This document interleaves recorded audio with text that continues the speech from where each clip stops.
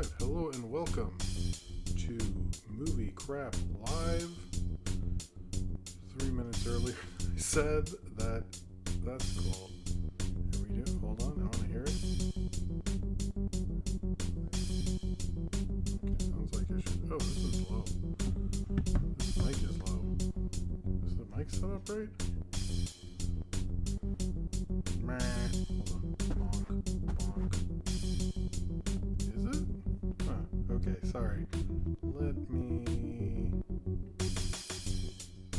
Huh. Hello. Hold on. Hello. Okay. All right. Okay. Sorry. Where do I start the show? Hello, Cornbread. Thank you for the reminder. Hello, K-Master, Ramsey the Artist, Insano, Fogo, Rat Boy, Mickey. Sorry, sending out the things. I am one person. Hey, William Ellman, Austin, Pup, Cornbread again, Javier Portello. Dan is here. Oh, awesome. K-Master and Austin again. Hello and welcome to Movie Crap Live. We are here tonight. Here, I'll just switch it over. Hello. How's it going? We're here again. It's kind of a packed show in terms of subjects and segments and all that. So, but I think it's going to be a good show. Hello, Zodberg, Jordan Salafalo as well. I legitimately, I think it's going to be a good show. I have a really good feeling about it. But, yeah, I can't fuck around as much. So, hello. Oh, I was actually going to do that, man. Hold on. Oh, man, that is crazy. That is literally... Oh, Austin, thank you. I wish I had planned that with you. That's amazing.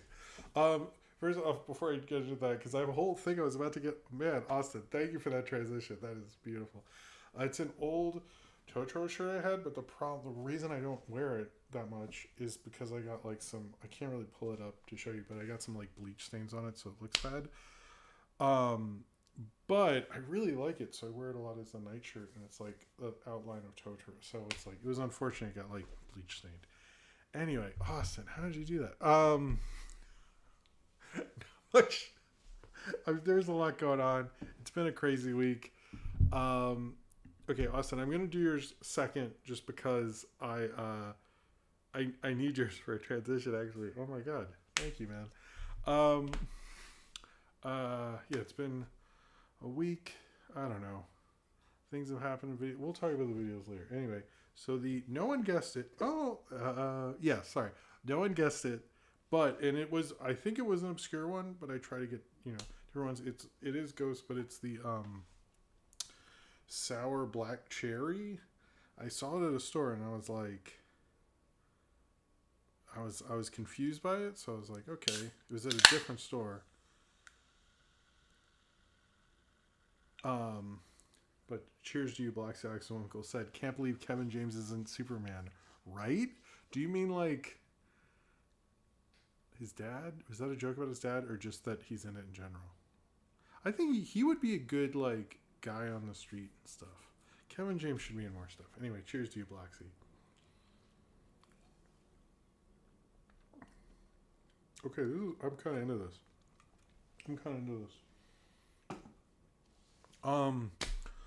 Okay, what was I going to say? All right. Yes, I'm sure, as people are mentioning in chat, my daughter Sophie was on recess therapy with Jimmy Fallon. We actually got to go to 30 Rock, which was like really amazing. To actually be in the building, and we're in like, they have this park, like that is in 30 Rock. It's like an above several floors up park, and it was like amazing. Just to be, I don't know, they have like so much Universal stuff, like Jaws pictures everywhere, like cartoon. It's really like, there's this one just guest sign-in area, and the screens literally had like everything Universal owned, to a degree that like every show ever, those videos I need to do more of, would be jealous of. I was like Ryan Walterson would love just being here. It would be so cool. And Jimmy Fallon was very nice. He shook my hand. He was very nice to Sophie. They shot a lot of stuff like Sophie tickled them and stuff I didn't get in. I don't know. Anyway, I can't. But here I'm gonna do Austin next. But he was very nice. It was a cool experience. Thank you to Recess Therapy. Um, it was awesome. It's a cool video. Check it out. It'll be a community post this weekend. But I know nobody respects Jimmy Fallon, and I wanted to tell my why you might respect Jimmy Fallon's story, which is why Austin's here. And I will say, tried to watch the Tonight Show before. Because like I want to know like what is the Tonight Show now? I just really don't know. Like I've seen clips, and I tried to watch it, and I really couldn't make it through. I kept falling asleep or not liking it. But then I got into Seth Meyers. So the reason I got into Seth Meyers was because of this. But anyway, Austin says, I can say two nice things about Jimmy Fallon. Now he has a good Ben & Jerry's flavor, true, and he met Sophie. Sorry, Jimmy Falcon. Okay, so here is my... oh man, there's a bunch of these. Okay, I will get to the other super chats after this because Austin was very nice to wait and was very chill and deserves... Cheers to you, Austin. And for predicting what I was going to do. So, Jordan Slawflo, you were right. He is very good in... in almost that was before like he was anything. I like how he goes, if you think Mick Jagger's going to be up here strutting his stuff at 70, you're definitely right. And you can tell even he's like, this is hard to get through. This is so obvious. All right. So here's my respect Jimmy Fallon story. So, and other people have told me this before, and I don't think I've told it on stream. So a long time ago, this leads to something good. Stay with me. Joan Rivers was the kind of permanent guest host for The Tonight Show. And when she was on The Tonight Show, people would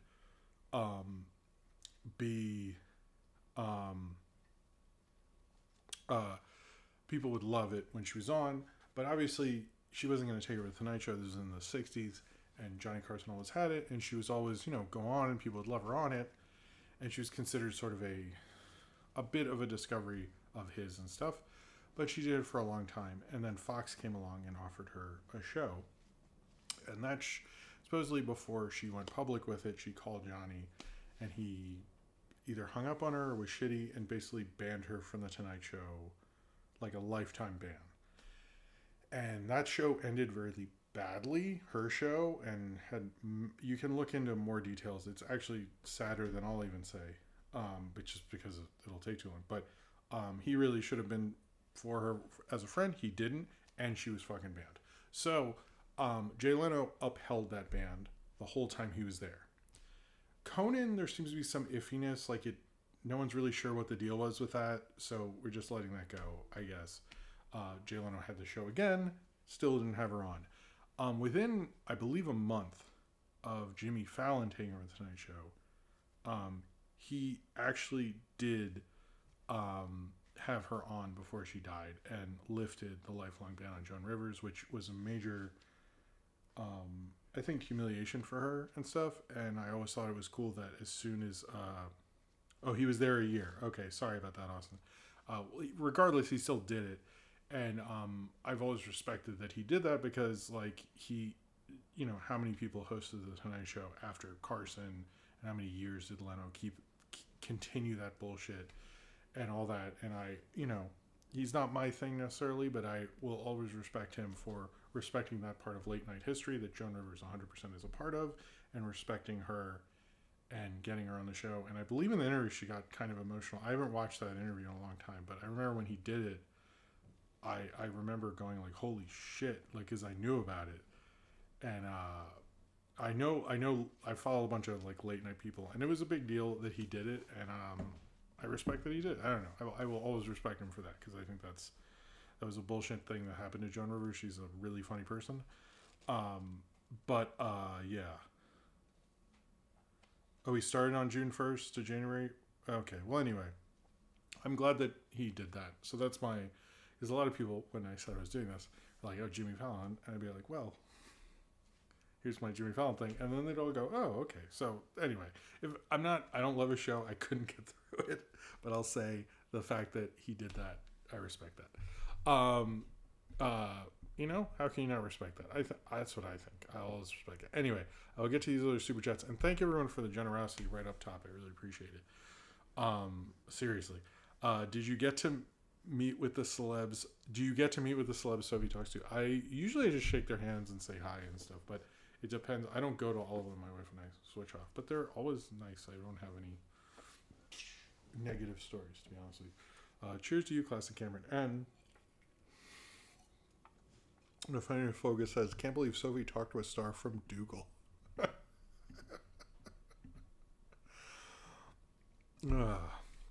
Cheers to you, Nathaniel Focus. Alright, anyway, I just wanted to say that, and he does have a good ice cream. He shook my hand. He gave us the book that he was promoting, which I couldn't find tonight. Not that you needed that info, but now you know. Anyway, I know that's kind of a heavy way to start the show and stuff. I just thought it's worth noting, hey, I do have a, and I'm not even a fan. I'm like, I respect him. I can respect a lot of people. Okay, so the other thing, sorry, I'm not doing I need to answer the allegations thing, although I did have a bit for that, but I realized I had too many things. So I won't do that this week. However, I almost made this a short, so I'll just share it at the beginning. Here is my idea for a Final Destination movie. It is called... Sorry. I don't know if this is wacky or you'll just think it is stupid. So just go with me, I guess. It's called Final Destination Ruth Goldberg Machine. That's the name of the movie that I'm I'm pitching. Basically, like a ton of teens... They don't go on a bus that basically, like, it can be like From the Sweet Hereafter. Anyone who knows that reference in the chat, let me know. And like the bus, crashes and stuff. And the kids don't go in it because they decide to play hooky instead at the last minute and smoke weed in the woods or something. And they miss the bus. And obviously, death has a plan and all that. But because it's such a tragedy and stuff, and there's not many kids left after who died in this thing, and they were gonna have their prom.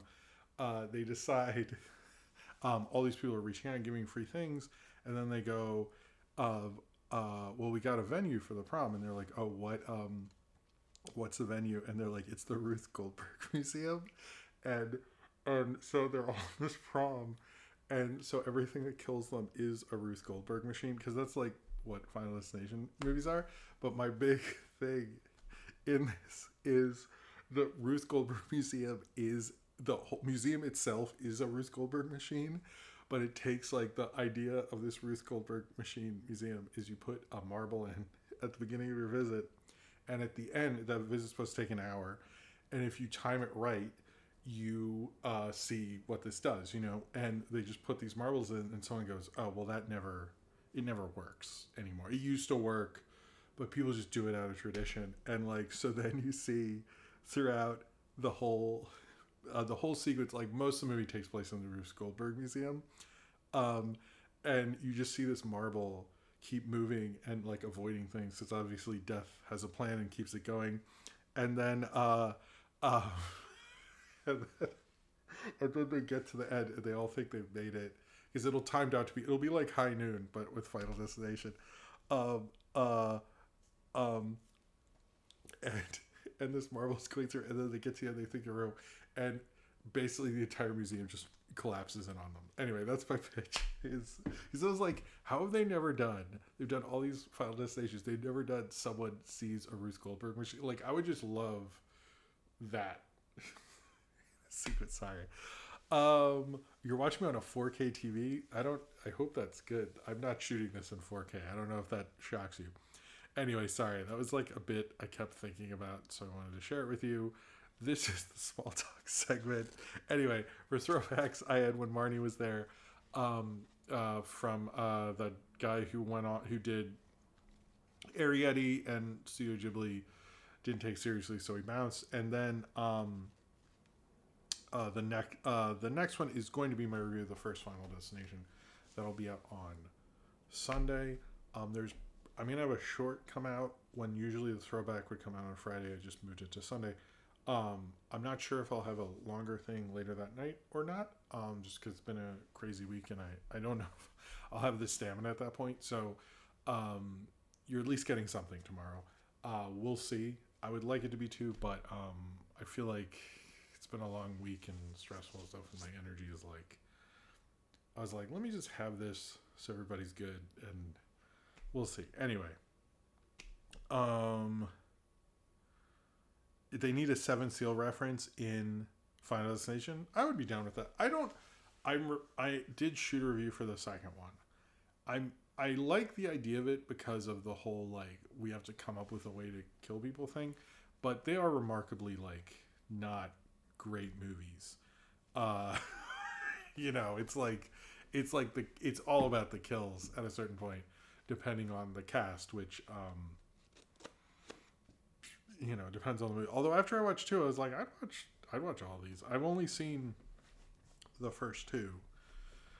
I'm tempted to watch 3, and I think I'll see the 6th one in theaters. But yeah, I didn't realize like the guy who did Snakes on a Plane directed 2 of them. So, and if anyone can guess, well, I mentioned this in the review that's going to come out soon, but I've reviewed another one of his movies, and it has an animated element in that review. If anyone can figure out what that review is, I guess that's the question. Yeah, which review of mine has an animated part to it that is directed by the guy who did Final Destination 2 and Snakes on a Plane. All right, I think that is everything. Was it? Oh, I'm doing those cartoon quote things as a kind of a quick thing. That the original one, I think was a little silly. I'm not sure if I'm gonna do. I don't know how many more I'm gonna do. I plan to do a little bit. The next one will be a little more mainstream, let's say. Wait, who's saying I'll show you a photo of it? I'm confused.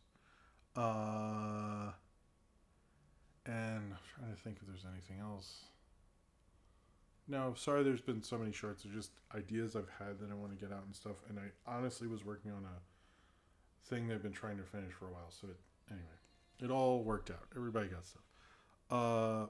Austin got it. Good job.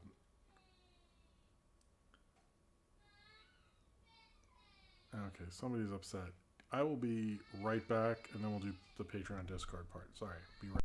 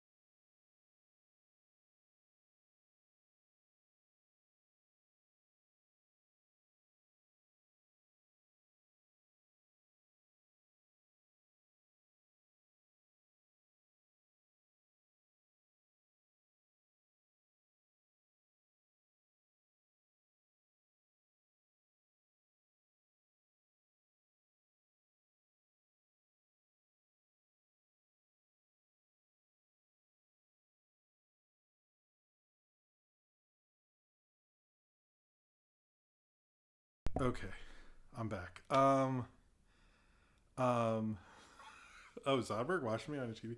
Sorry, a little kid needed his mommy, so I had to take care of that. All right.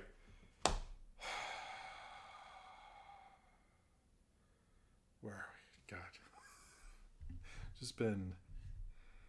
All right, let's get into it. All right, so this and what the fuck, computer? Okay, this and everything I do is spurred by you, the fans. Jesus. Oh, I have a Patreon. Okay.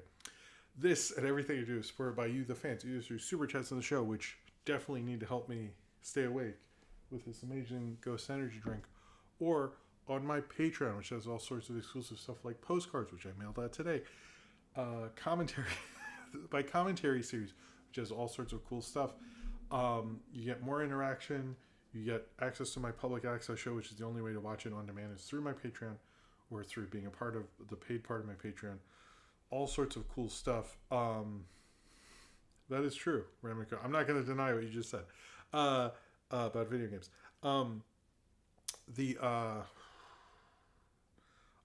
sorts of cool stuff. You helps me be able to do what I do, all sorts of cool stuff like that. The link is in the description down below if you're financially able to do so, of course, or give a super chat and I will drink one of these. Also, another Patreon updates. I realized last week I said I would post the commentary for The Watcher, and then I realized I never did one. That never happened. So I have a few commentaries I've recorded, but sometime this summer you will get a commentary for The Watcher because you guys have been watching that a lot. It's actually more popular now than it was ever, to my understanding. So because of that, I am going to record a new commentary for it. So apologies. I mean, I thought I had made one. I don't know why I did. Thought I did. Anyway, but if you're watching the show, just giving a like always helps. Subscribing obviously helps, and you get notifications on if you want to know when I do instant premieres or community posts and all that stuff, and you want those things on your phone and stuff. If that's something you want, then do so.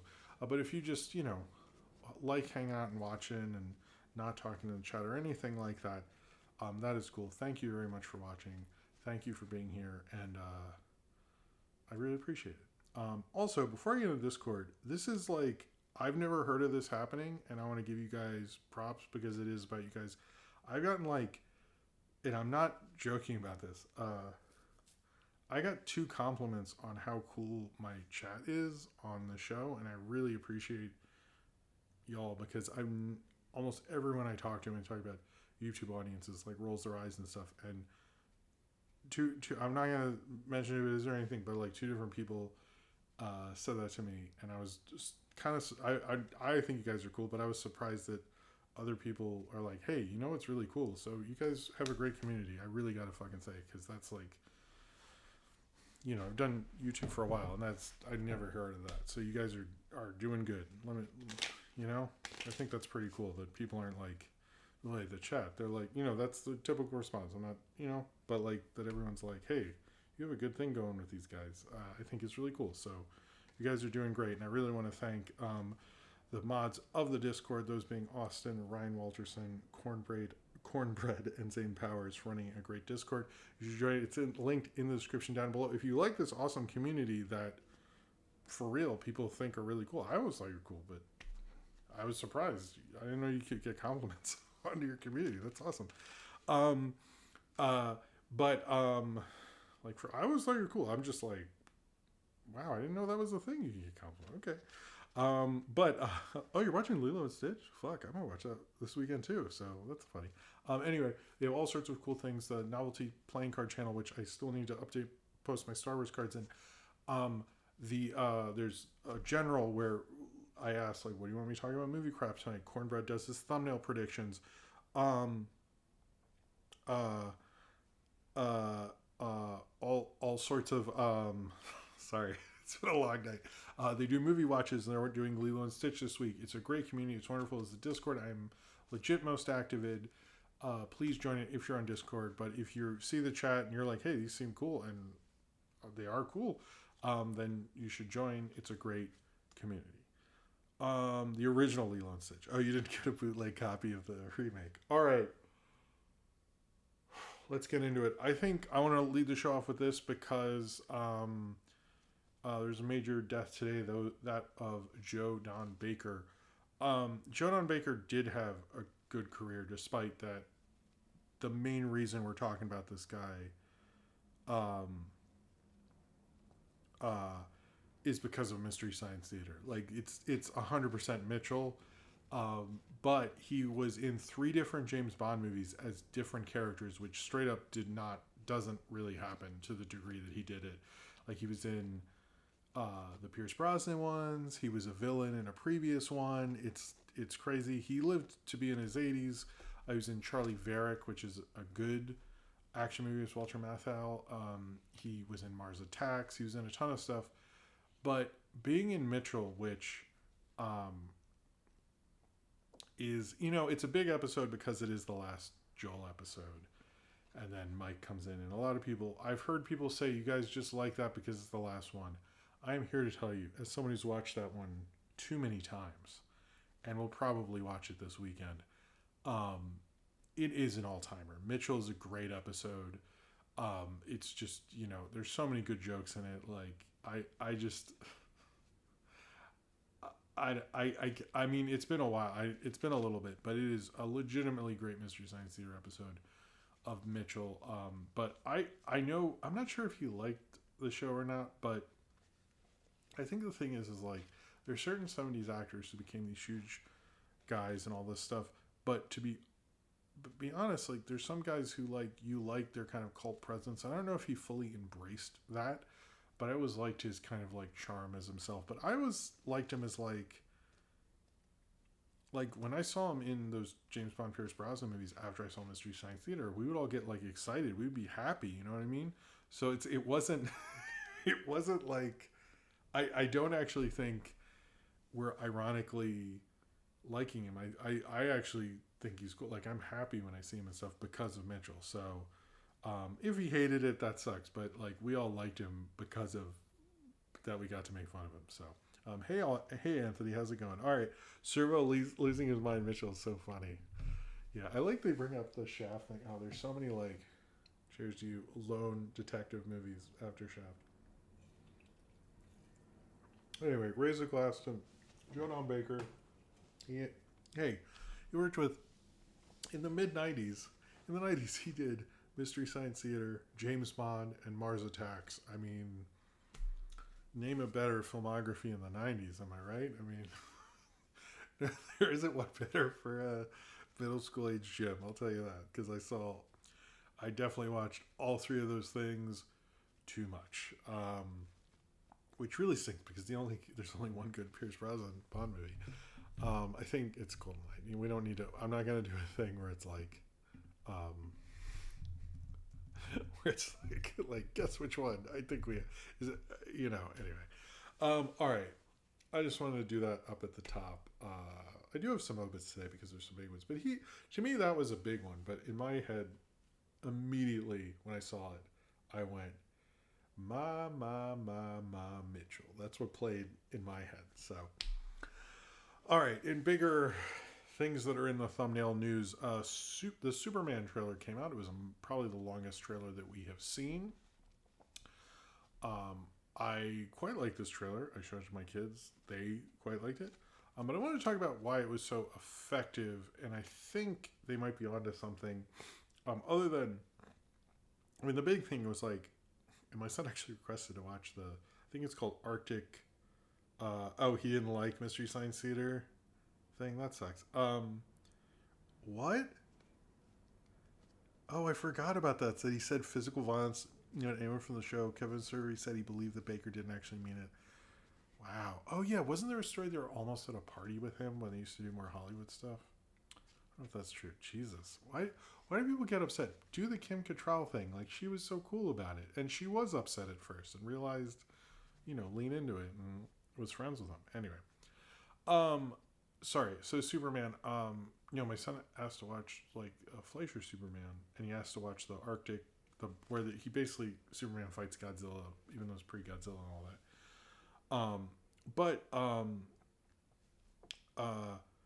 Seeing him fight a kaiju is a big thing because I really don't want to see like Returns. I might review. I at least would like to rewatch it before it.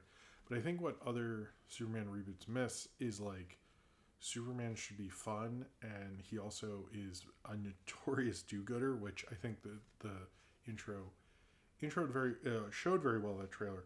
But that what I really thought was smart about that interview is he's like, I'm trying to save people's lives, and she's bringing up the political ramifications of what he's doing. And what I thought was smart about that is that conversation did kind of play down the middle. But I think what it say is like so many people I talk to do not want to talk about politics at all. It's not so much that they don't what side they're on. It's just like everyone's exhausted and tired and all that. And talking about politics now is like scary and too much and all that stuff. And as she's doing that, I think that was very probably apolitical way, but it's Superman's as mainstream can be. So I think that's fine for what they're trying to do. Is she's bringing up all those ramifications, and she's not wrong necessarily, but it's it feels like overbearing, like those conversations are, but he's basically saying no, but I need to like help people. And then I think as soon as like he says that, it cuts to her saving the little girl and stuff. It's very much obviously the movie. Superman movies should be on Superman's side, unless you're Zack Snyder for some reason. But I thought that was a really smart way to do it, because it's basically to say like, hey man, Superman's just going to be Superman. These people are going to talk about the thing, but like stopping a war, who's going to argue with that? Saving kids, all that stuff. So that was like a very smart way to show the tone, show all that. If they end up doing it, I don't know if they'll do it that way. I think Superman. I'm really curious about this, because I think James Gunn, and I've said this somewhere before, if you look at the films he's directed, he's only done one that's not a superhero movie. It's like Super, and then Slither's the only non-one, and then it's like Guardians of the Galaxy. No, wait, what was before? No, it was Slither is first, then Super. Anyway, I think it's like, if you're a superhero movie director, this is the ultimate thing, and I do think he takes it seriously, and it looks very DC, like with all the weird characters and stuff. So to me, this trailer gets me hyped. I'm excited for all the weirdness and stuff. I wouldn't mind like a crazy DC averse thing, to be honest with you. Brightburn, he did do Bright, but he didn't direct that. I might go through that one soon too. But it'll be interesting what this is and how it's going to play, and if he's able to do that, because trying to get people to hope in like, if he does it, it'll be the hit of the summer. But we'll see. We don't know yet. But to me, like, this made me go, okay, this is in the right direction. This feels like, because Superman needs to be doing fun action stuff. He needs to be doing crazy cool stuff. That's what he needs to be doing. But he also needs to be like for the hope that he represents, and doing good, and not thinking about the political ramifications. Just be like, I need to stop a war because wars are bad and people will die. And I think that in a sense that does sound revolutionary, because so many people would rather talk about, the territory, or this country can't look weak or something, and Superman doesn't necessarily need that. I was thinking about that with him, and because my son likes Captain America a lot. And I think both him and Captain America have a similar sense, where I think they are very much tied to this country and its image and all that stuff. But I think they represent its soul more than its government, because maybe Captain America is objected to America more, which is interesting considering his name.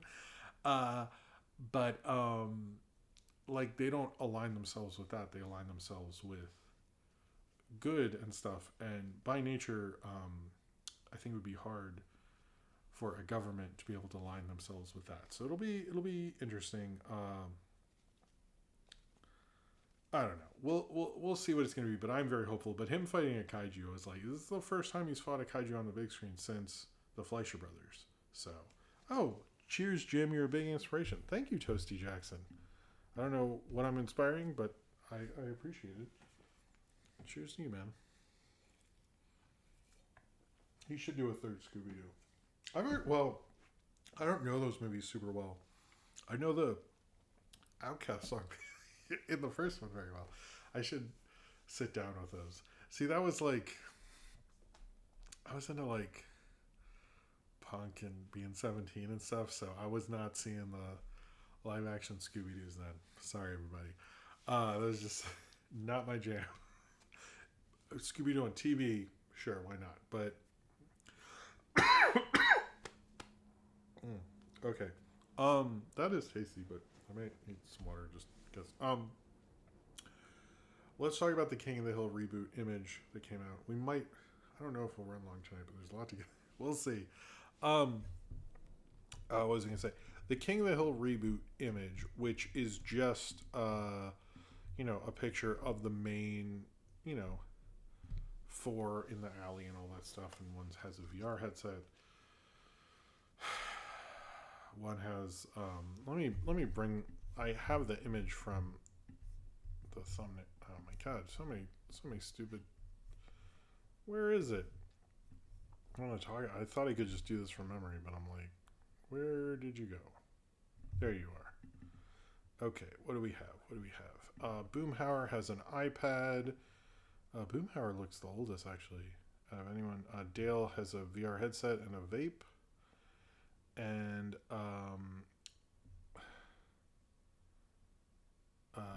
other. Anyway, the guy has a food, and Hank just looks the same, which is consistent. I I think this is just to announce it. A lot of people are like, "What if it's super topical?" I actually was thinking it'd be funny if you do a rebooted show, it's like, or a show, this is a Legacy sequel, not a reboot. If we're being honest, as they call them. Bill, sorry, it's been a long, long night, man. But oh, and they have a electric scooter thing or whatever thing. Hey, Purple Goop. But yeah, I think if you're gonna do the first episode, should be so insanely modern that it annoys everyone, and then never do anything modern again. Like it never comes up as much. That would be hilarious. Anyway, I was joking with Nintendo. I was like, they're gonna do a woke joke. It was on Twitter, so probably whatever. But I think they will have to do something. I think this is just to announce, hey, this is newer King of the Hill. It's all this stuff. But I'm a little like, I wouldn't mind if it's like, how would this community exist in our modern economic climate? I actually think that would be, sorry, I forgot Austin's feud with Nintendo. I think that would be interesting, but just them, going like, oh, I better be on the TikTok is not necessarily, I think, what I'm interested in, but Hank is the only one with an. Oh yeah, you're right. I didn't think of that. I don't know. I'm like, I'll wait and see it. I'll say this about it: Mike Judge did a great reboot with Beavis and Butthead. I think most people really like the Beavis and Butthead reboot, who have like watched it, and he did a good job. So I think and that's not something I expected to like. So I think.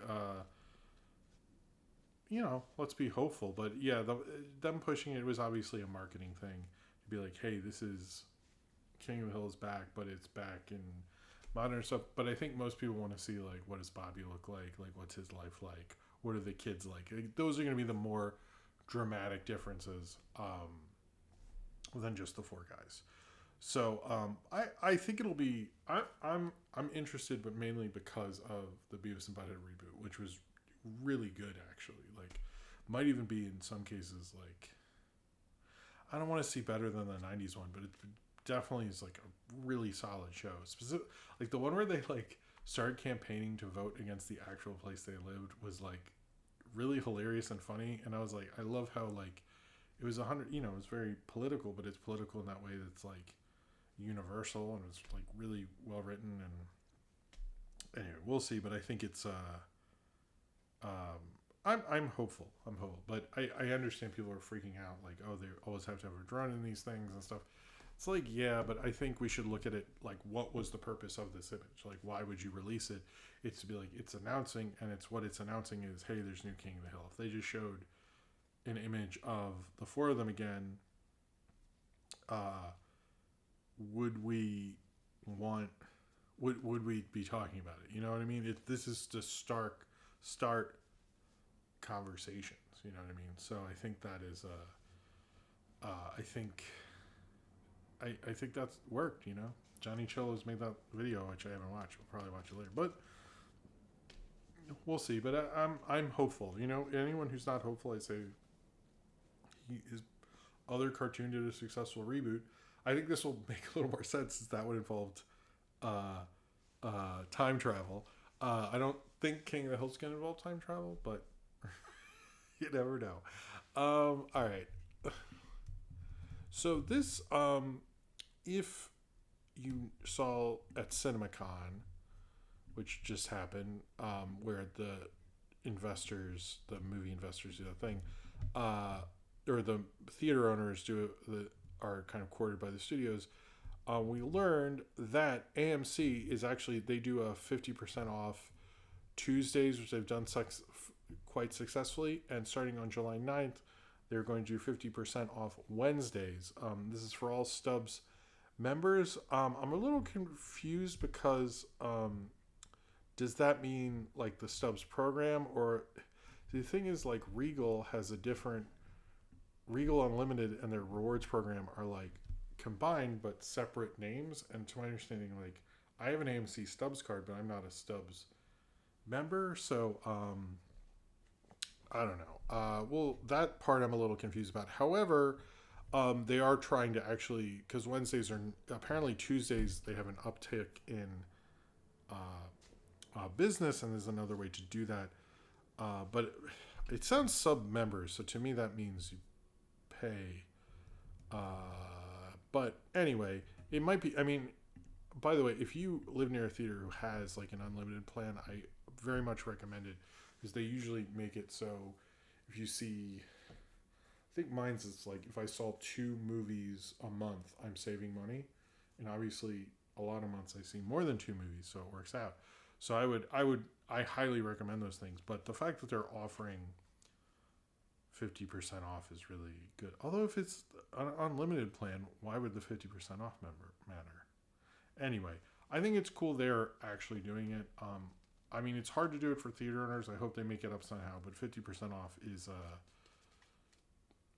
I think, a really, I don't know, it's really cool. Cool of AMC to like meet, because so many people who run Sony and all that stuff were bringing up that like we need to take care of some of these ticket prices. And even people who like review movies and like, I think Chris Evangelista brought up like he was unaware that how much like seeing a movie at a regular price was, because he sees matinees and goes to critic screenings, and he was like, Jesus. So I hope it all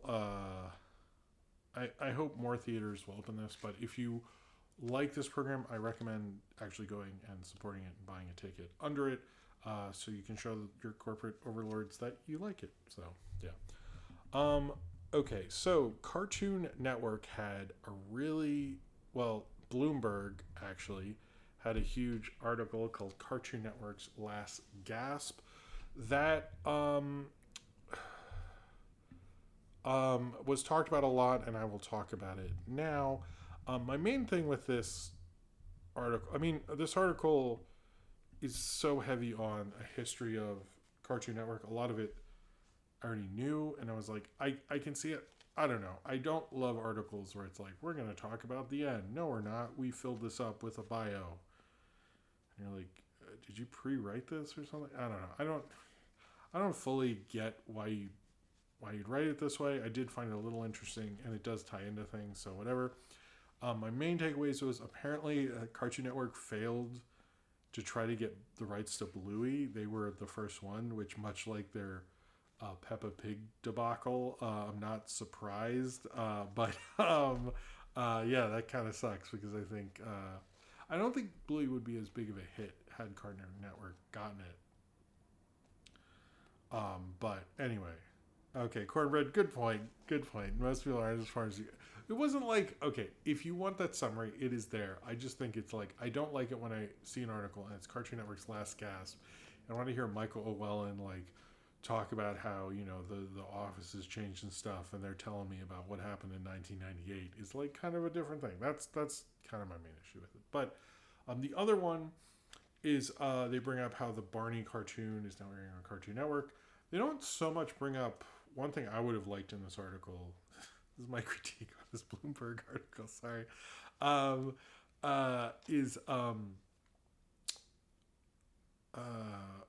talking about how the channel's always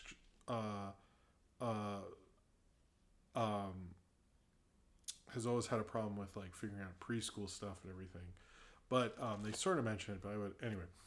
So they bring up the Barney thing, and the main thing is like in the 90s they refused to make shows that were based on toys or new shows. Obviously they aired like shows that were in the 80s based on toys, but not shows that are presently based on toys or presently based on a company trying to like make an IP bigger. They were just selling like someone who pitched a cartoon, and supposedly like the Barney thing was a major shift because they don't normally do that. Although it's like they make toys for their own stuff, and it's like a silly distinction, but it's still kind of a sad thing. They bring up Iwanu, I think, you want a little bit, which I was like, I haven't heard anyone talk about that, including myself. So maybe I should like at least make a short or a reaction or something. The Scooby Doo vampire line is hilarious because like this older animator says Scooby Doo is like a vampire; he can never die. It's like I have long believed that like after all of our society crumbles, the only thing left will be Scooby Doo. Like you can't stop that character because he's like there's so many versions. Like I'm even like we should never get upset about any version of Scooby Doo because there'll be another one in a year or two. Like it's just a universal IP because it's a talking dog. Come on. You can never get rid of Scooby Doo. But I love that part where they're like they're working on their old IP, and it's just like so another version of Scooby Doo. We're doing another version. They do bring up a lot how much the animation community feels about them, and they're like, well, we still make new stuff and everything like that. And I'm like, maybe you could like promote it better. I don't know. I'm just saying, like it's anyway. Then they also bring up that apparently this is we're going to talk about Zaslav in a little bit too later, but apparently this is part of the article. I love this. Apparently, David Zaslav, since he's been in charge of Warner Brothers, has lost 60% of their market share. Jesus fuck! Like he still has a job. What's going on? Rebsy, the artist, says nothing can kill the Scooby Doo. No, nothing. Even he's gonna be. I'm telling you, I'm gonna be super old, and I'm like, why is Scooby Doo in a video game now? I don't like it. Anyway, cheers to you, Rebsy, artist.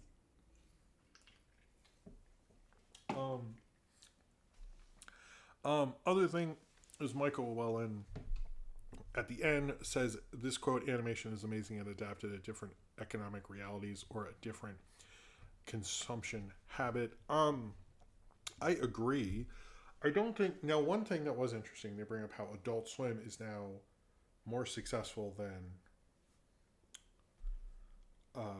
Cartoon Network, and mainly because Adult Swim shows have been able to break out on HBO Max because they're played right next to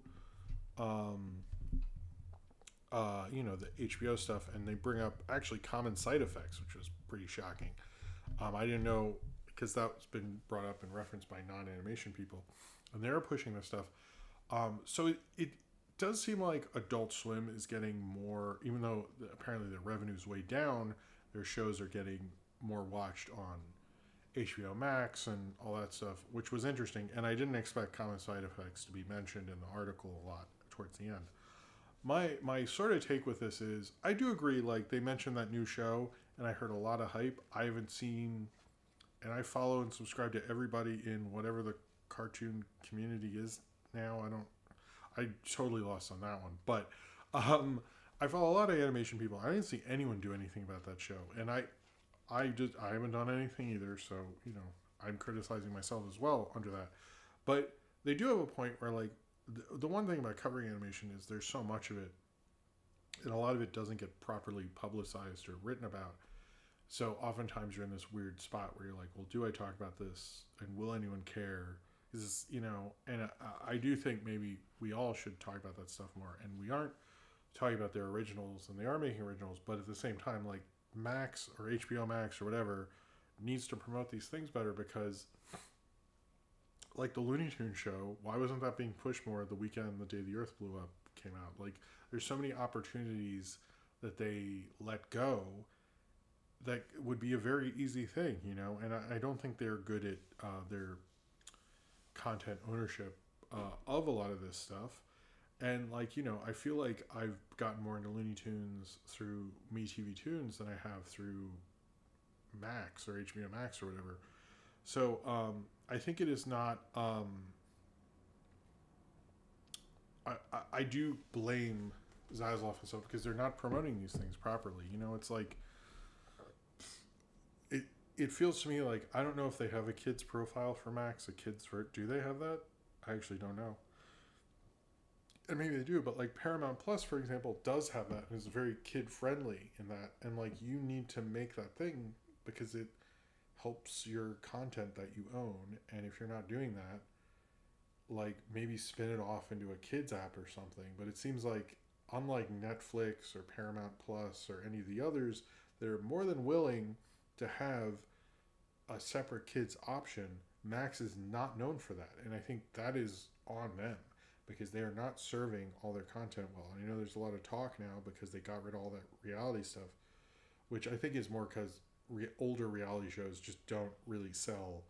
Like, it's just not the content farm that I think people want to act it is, the way like movies and sitcoms very much are. But anyway, in the other news, and obviously this relates to it, is Max is now going back to HBO Max, and they're trying to discount the kids stuff, and they're trying to sell the HBO name. So essentially, like, it says HBO Max, but really pushing HBO Go or something. It is hilarious that someone made a ton of money from this. I very much think somebody in that board meeting would probably say, well, what if we call it HBO Max Plus, guys? I mean, I think we could do that. Like, I don't need to be there. I know it happened. But I mean, this is Zaslav. He is a mess. He doesn't know what he's doing. It's very obvious. Like, I do think a lot of people are shitting on, like, the Discovery Warner's combo thing was a stupid idea. On its face, I don't believe that. I think you just need to know how to do it, and they never really tried. They never really made, like, they could have made more special. Like, they brought up, like, in their first, I talked about it for nice Sinner. How's it going, man? I brought it up forever ago. They had this thing, like, this is the average Max viewer, this is the average Discovery viewer, and, like, who they're like and all that stuff. But, like, make it so, you have different kinds of profiles or something. Make it more specific, because you could do that and be versatile, but it seems like they, like, never really wanted to. And, like, I don't, like, like, why do you have a huge media library if you're not going to really, it feels like you're just specific towards, you're more interested in the White Lotus viewer than you are, on, an animation viewer or a kid viewer or something like that. And it's like, but then, like, why have this huge content library? It's like they want to act niche, but have, the ownership of not being niche. I think they just weren't really thinking. I just don't think they really thought it out. So, oh man, I need to move forward with this. All right.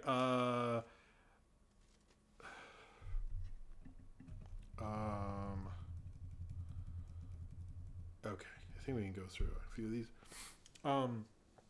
There was a thing about, I kept seeing people push this, like, how Fox got American Dad, and most of it is just like, it ended and we, like, asked. So it seems like they were like, what we could get, and then it just sort of happened. So I thought it was going to be a cooler story. Anyway, apparently there's going to be a Cocomelon movie in 2027.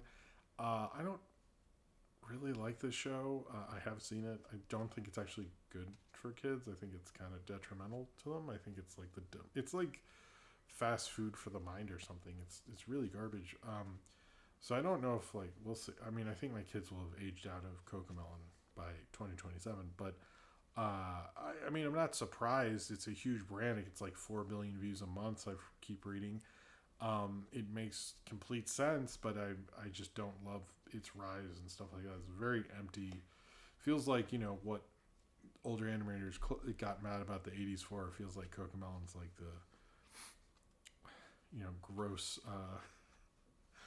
child of that corporate synergy. Okay, so from the director of Jane Sjobernaar, who directed I Saw the TV Glow, has a new movie called Teenage Sex and Death at Camp Misma, I think. It stars Gillian Anderson and Hannah Einbinder, I guess, from... she's from Hacks. Gillian Anderson is from, of course, X-Files stuff. Sounds really cool.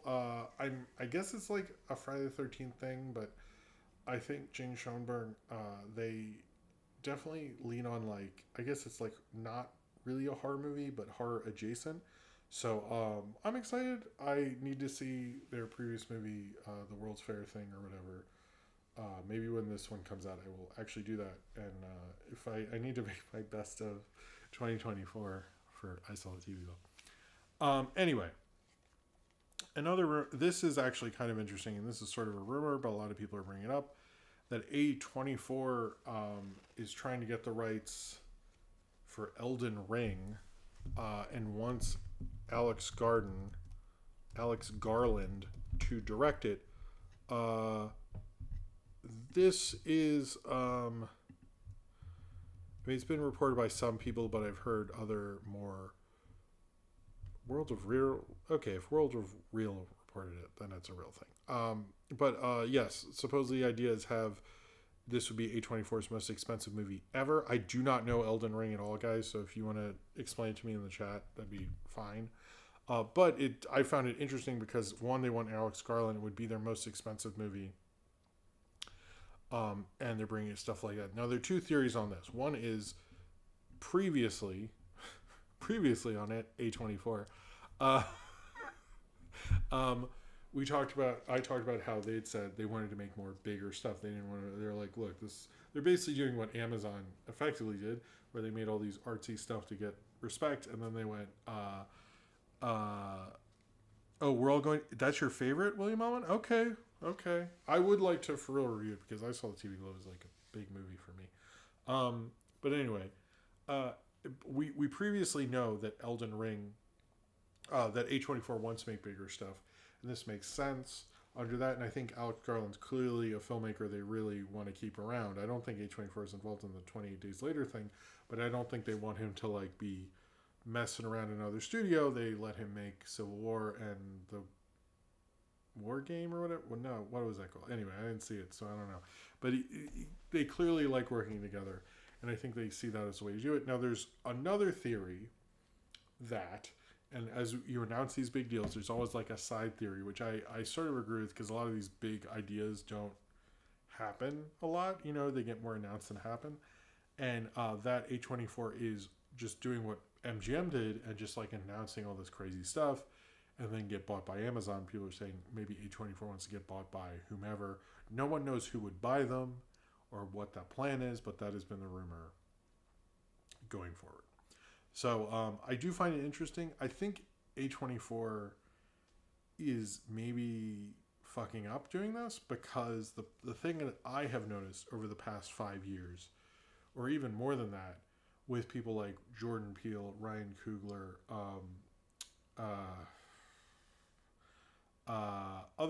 we have more director names. Those are just the two guys I came up with. I'm sorry. I mean, Alex Garland clearly doesn't hate movies because he has 2 coming out this year. So I've heard him say that, but I'm like, yeah, but I clearly don't hate them that much.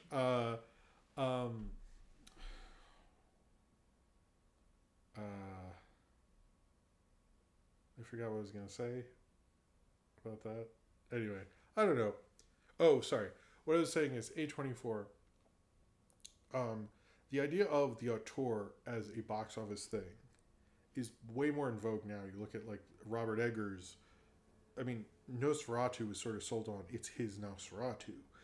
And, you know, Coogler just had a huge movie with Sinners. Jordan Peele's movies do very well. Christopher Nolan, obviously, not all these guys are A24 guys, but my point is more directors now will go try to build up their own library of IP that they made than do what used to be the thing is you do a superhero movie, you do a franchise, and then you do your thing. And in my mind, if I'm A24 and I'm doing bigger stuff and not being an auteur thing, they're all going to go to Neon or they're going to go to other studios, and then A24 will become this like other thing.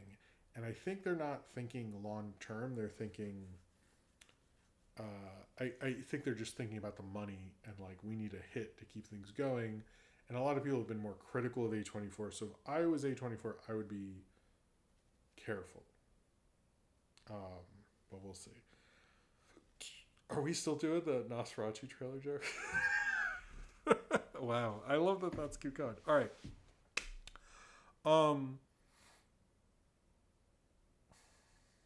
Okay. So some updates on the Trump movie tariff thing. This will not go as far as last time, but I'm not going to become more political necessarily, but I just thought these were updates for it. Apparently a lot of people are like, do subsidies, don't do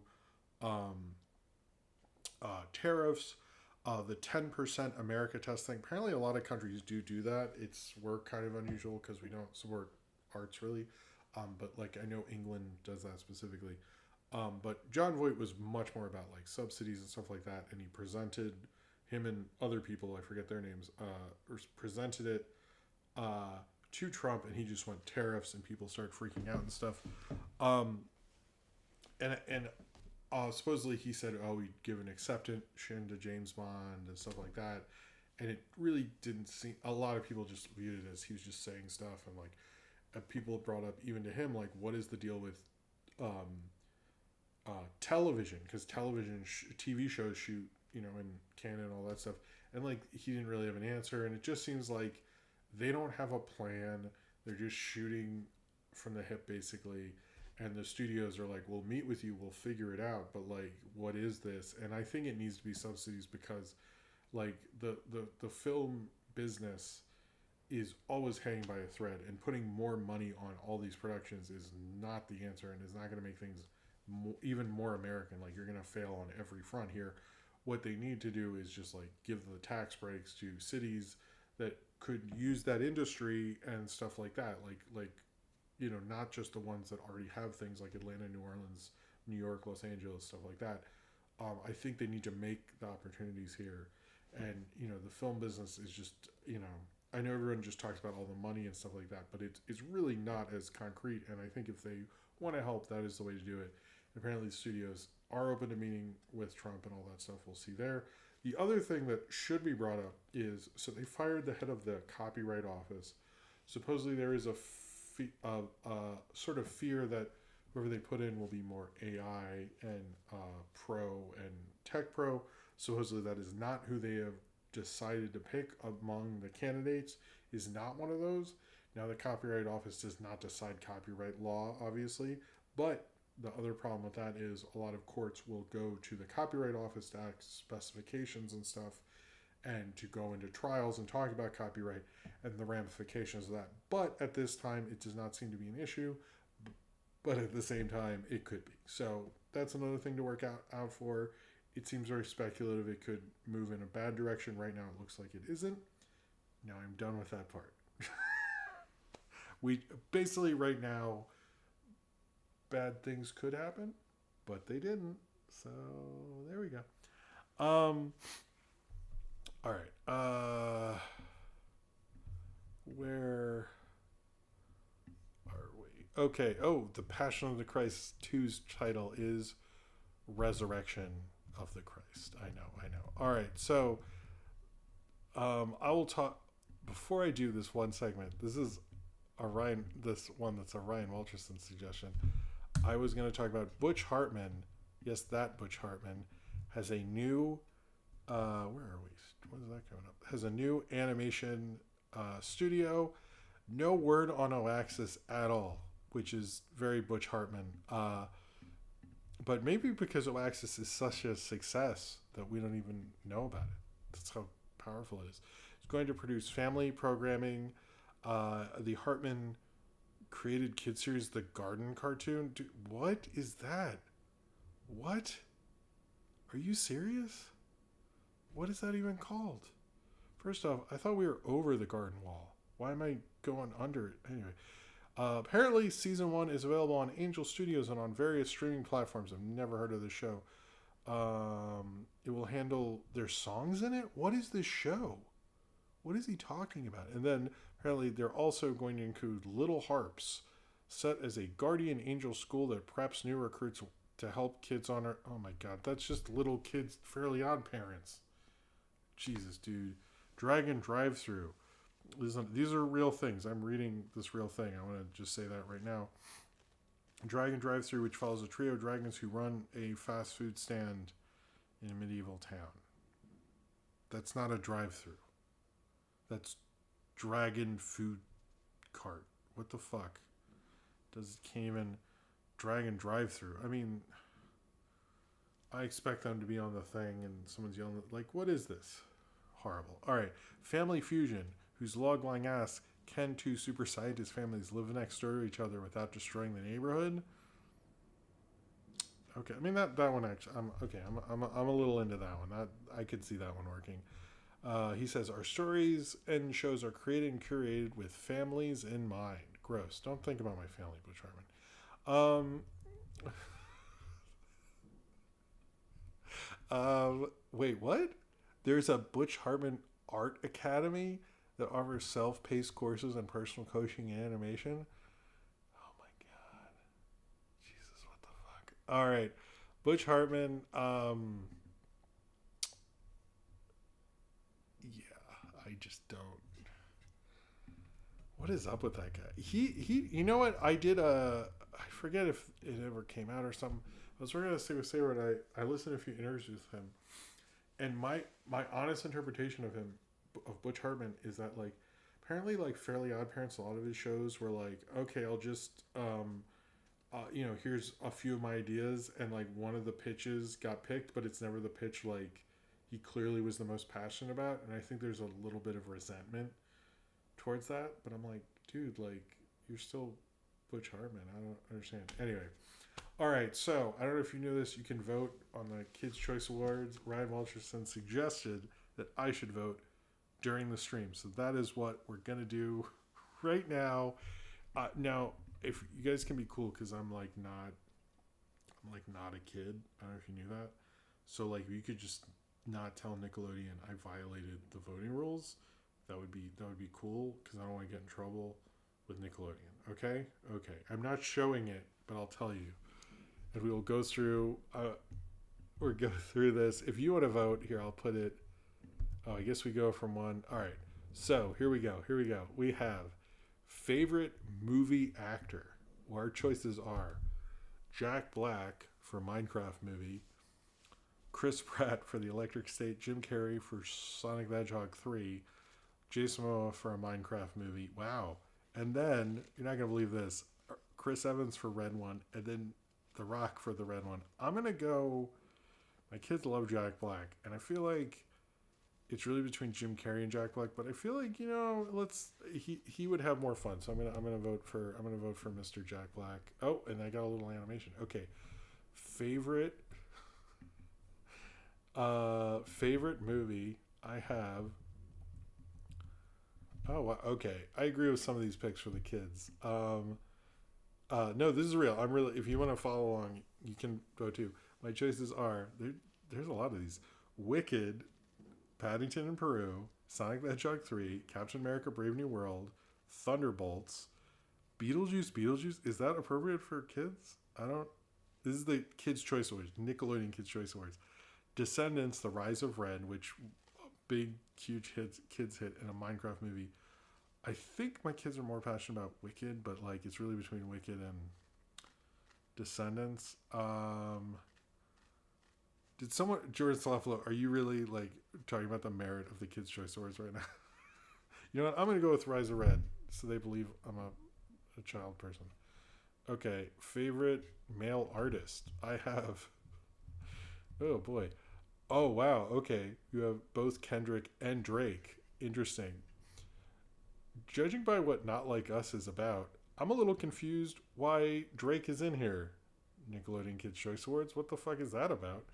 Anyway, our options are Travis Scott, Kendrick Lamar, Jelly Roll, Post Malone, Bad Bunny, The Weeknd, Bruno Mars, Drake. I'm gonna go with Kendrick on that one. Okay, Kendrick wins best. Okay, we have favorite male creator. Oh boy. Okay, William Owens says best fart in a movie 2024. I feel like there was one in. Oh, well, I can't say Minecraft because that's a 2025 movie. I feel like if there was one in Hundreds of Beavers, it should win. Let's just let Hundreds of Beavers. Oh, you know what? Let's let Hundreds of Beavers win that one. Cheers to you, William Owens. I like Robert Lomax let Drake Bell. Yes, who is the bigger problem for kids? Drake Bell or just Drake? All right. This says favorite male creator. Okay. So I'm going to be honest. After Mr. Beast, I do not know who any of these people are. There's Mr. Beast. There's Keith Lee. Darman? What? Sean Does Magic. Wonder what he does. Mark Rauber and Adam Rose. Can I just not do this? Can I move on to the next one? I'm just gonna go favorite male. Oh, I have to do it. Ah, damn it. Can someone just give me a name in the chat? I don't know. Of all time was Ali Larder and Jade Salvo. You know what, Cineram? That's a good one. I just saw her in Final Destination 2.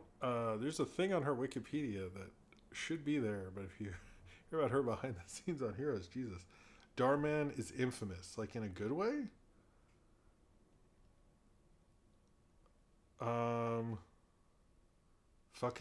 Who's Darman? I don't, you know what? I'll vote for him. I hope if he comes out to be bad, guys. This is on y'all. This is on y'all. Oh, there's an ad. Next. Okay. Favorite male TV star, parentheses, kids. I do not know who any of these people are.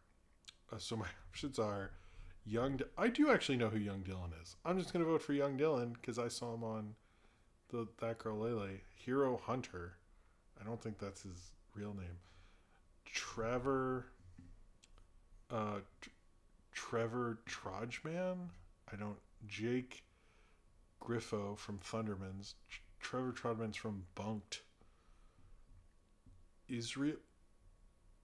Well, I'm not pro-Israel. Sorry, Israel Johnson. And David Herney. I'm gonna go with Young Dylan because he's the only one I've seen in anything, and he did tour with that girl lately, so I know who he is. All right, favorite music collaboration. I'm semi-regretting this, but I will keep doing this. No, Jim. Sorry. Favorite music collaboration. I have to vote on these, or they won't let me go, and I have 35. You know what? I don't know if I'll do all these.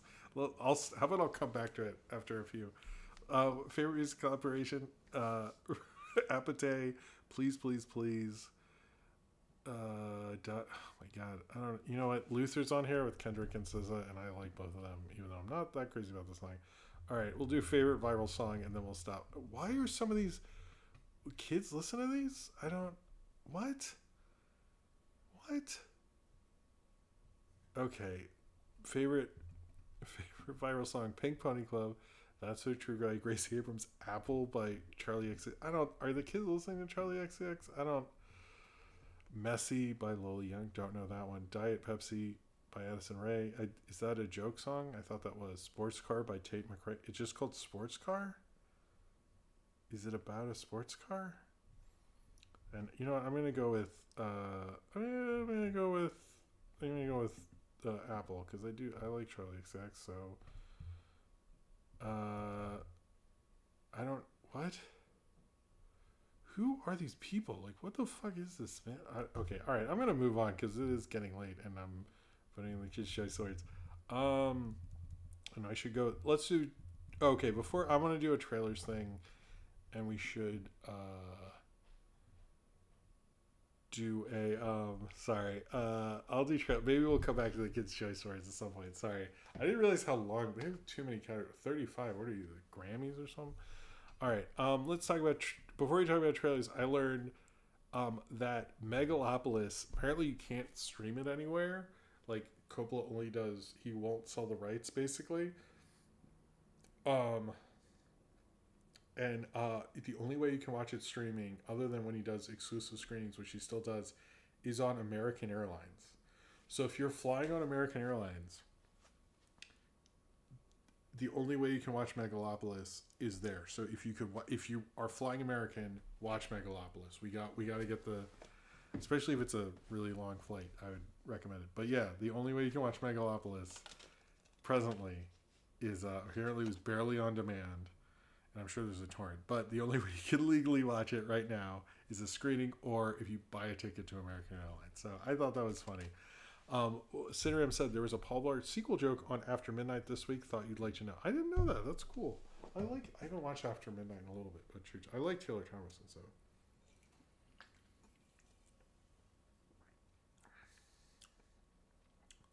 wait, what? I didn't know this. Darman basically makes videos that are like women yells racist thing and instantly regrets it and has some acting sort of inspiration porn. Jesus.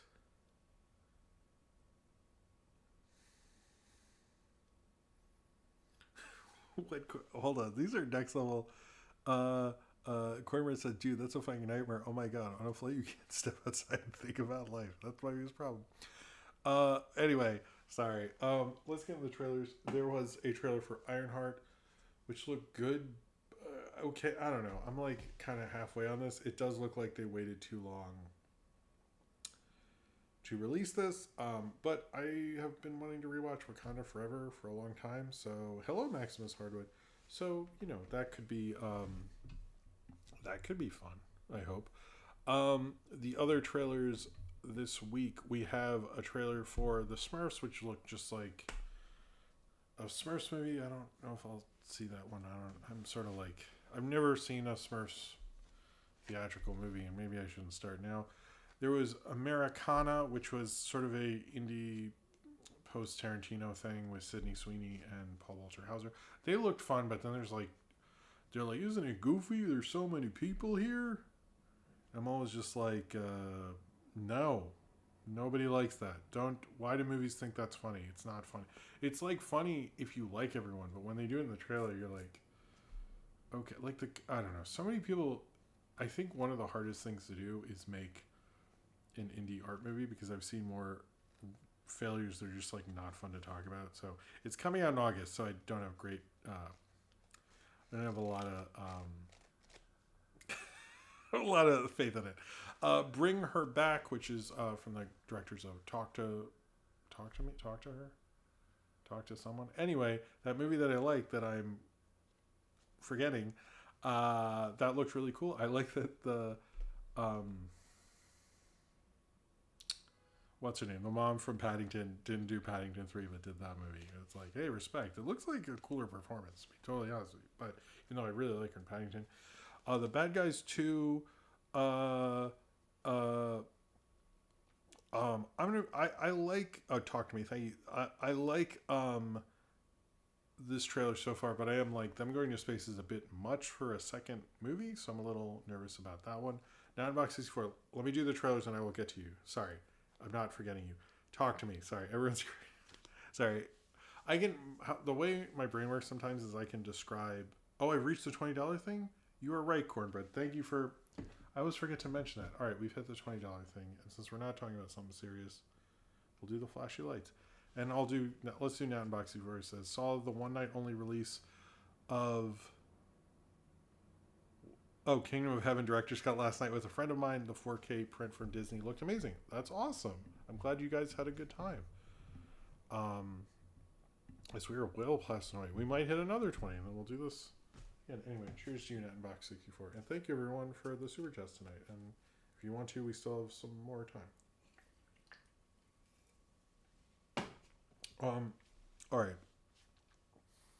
I did not see Nobody. But that trailer for Nobody 2 looked amazing. I was like, I am here for you. Nobody 2. I'm like, okay, I want to see this. Like, a dad goes on an action movie thing. Has an action movie during a family vacation. Sounds like a lot of fun to me. And I don't know if you guys know about this one, but I wanted to sell it on the stream. Because this is... I'm very excited. I have not seen this yet. I kind of want to see it really bad. It's called Absolute Dominion. Here's what this is about. Okay, are you ready? It's directed by the director of Punisher War Journal, which I never saw. But that doesn't matter. So this movie was about after all the wars and there's all these religions. Everyone's fighting. They decide there's only one way to decide this, to have an epic martial arts fight. And each martial artist represents a different religion. And the main martial artist is pro no religion, or the main person we're following. It stars Alex Winter and Patton Oswalt. They're not fighting, don't worry. And like crazy martial arts fights, and each one is about which religion wins. This seems like Warzone War. There was a comic called Warzone War Journal, so I apologize for messing this up. But this sounds epic. Everything should be decided by martial arts competitions, like every major problem, and we should have two people. This sounds really amazing. I'm really excited to watch this. I don't know when I will be able to get a copy and all that stuff, but like seriously, Absolute Dominion. I found out about this like right after I did the last stream, and I was like, "How is this? This is real?" Like I was like shocked at the trailer. It looks amazing. It looks awesome. It looks like a cult movie in the making. Pat Oswalt and Alex Winter, I think we're probably the only two who's like, "Oh, people are gonna ask me about this at conventions," and everyone else is like genuinely trying to make a movie. I don't know what they're trying to do. It just looks awesome. I'm just so down for Absolute Dominion. I think it's only a VOD thing in some theaters. Everyone's missing out.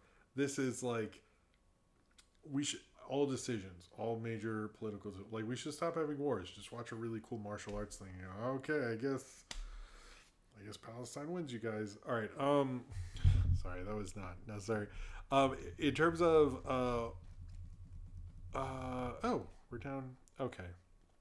I'll bring up a few things and then talk about the box office quickly. The box office is not as exciting. That's why you haven't heard as many box office stories. Freaked is getting a 4K release, a restoration finally, which is good for Freaked. It's getting. I feel like this film goes out of distribution and comes into distribution. I just wish we just keep it around. But it's getting a 4K re-release. We also Batman Forever's Schumacher cut is actually getting a screening on May 29th.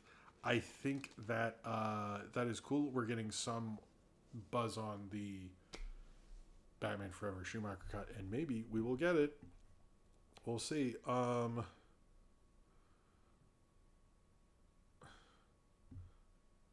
Nolan liked Wonka. It's a fun movie.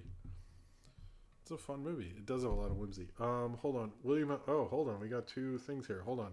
William Woman said, I got to see the new Trey Edward Schultz film a day early. It looked amazing, but The Weeknd keeps embarrassing himself by trying to act. I did not hear good reviews of that movie or The Weeknd. I'm not sure what he's trying to do with the acting thing. I think because he needs to control the material. But cheers to you, William Ullman. Thank you very much. And Michael Rampart says, regarding one-sided Superman discussion, I recently realized that sometimes bad media literacy is a choice. Folks will interpret shit badly purely because they don't like a tone aesthetic or etc. Yeah, no, that's actually a very good observation, and thank you for the generosity. But no, I've talked to people, and it's basically like the discussion comes down to like, I don't like the weird thing, I like the more structured movie. And you're like, but that's like a worse movie, like that's. And I don't think they get like when people. I've heard people say that to me. I'm not even joking. I've heard people say that to me, like thinking it's really smart or they're like really defiant, and like I don't think they realize like what they're saying with that choice. Like I'm just like looking at them like, why are you picking?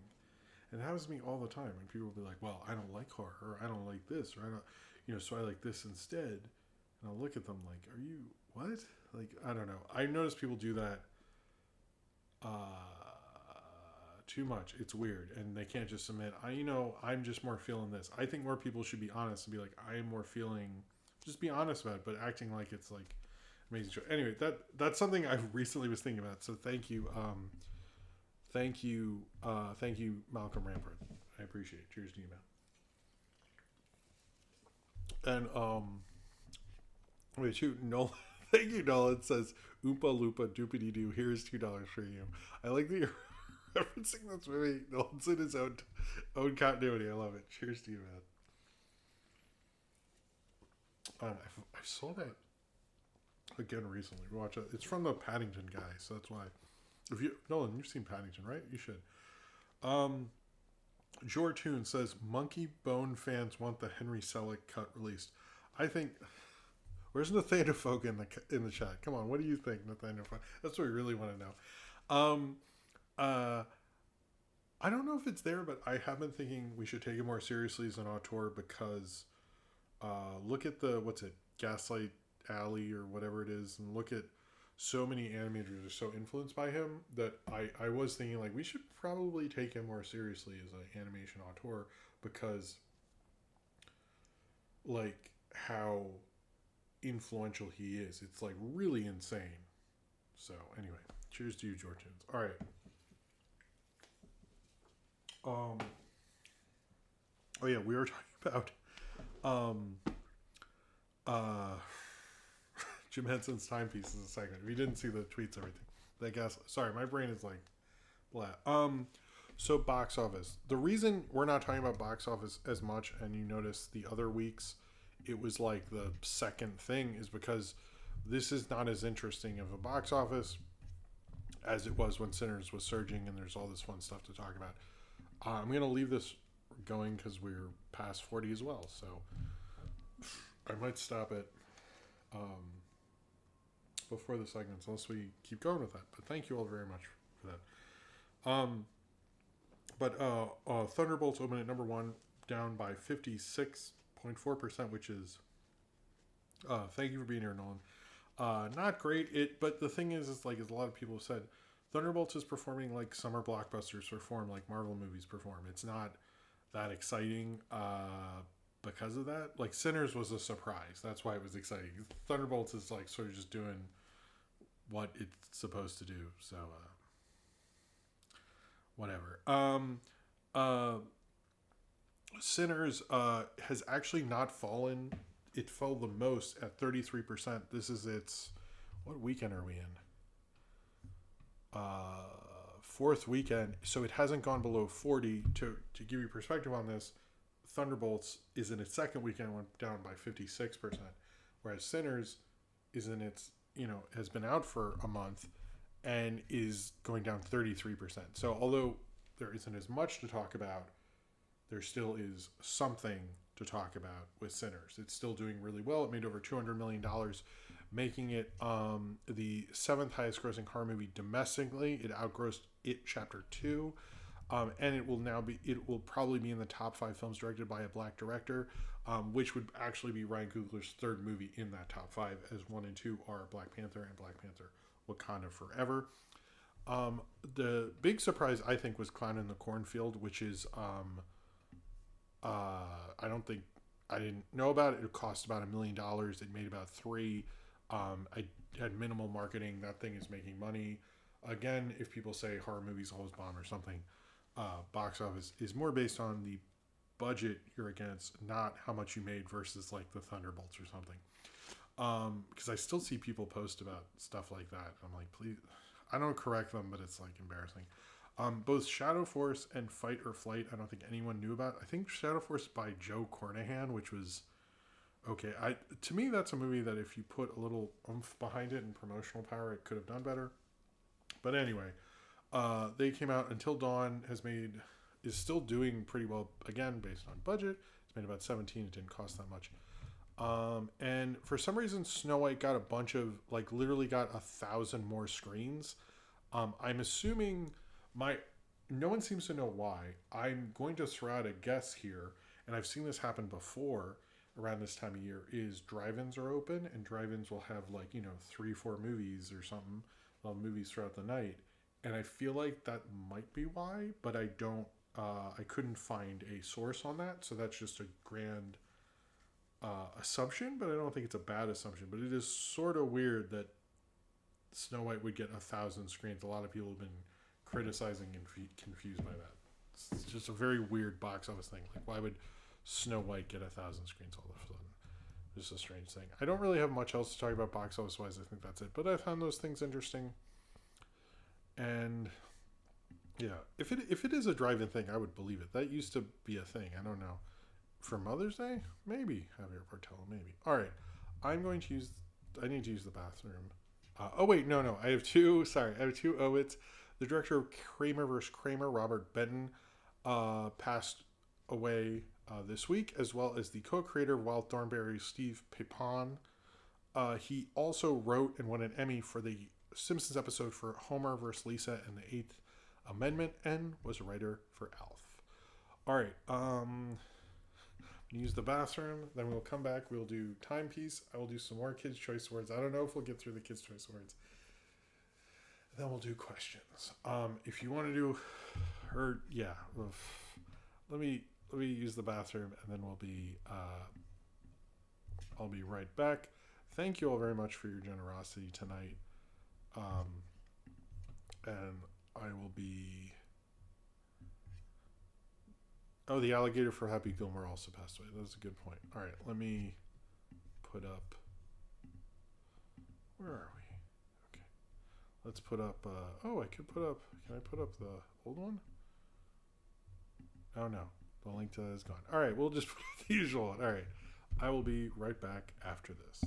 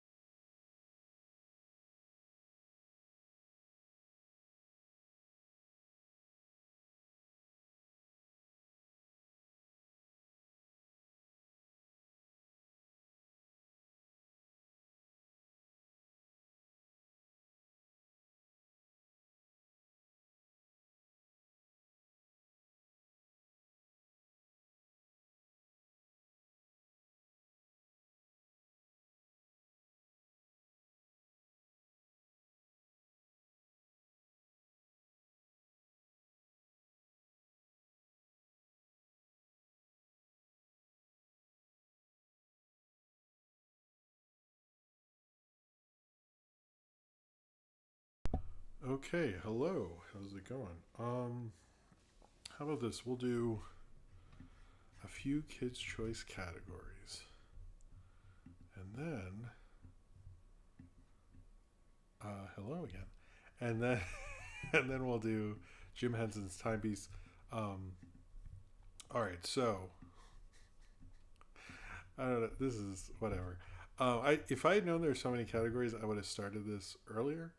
So we might not do it. Okay, our selection for favorite global musics. I really wish you could skip some of these.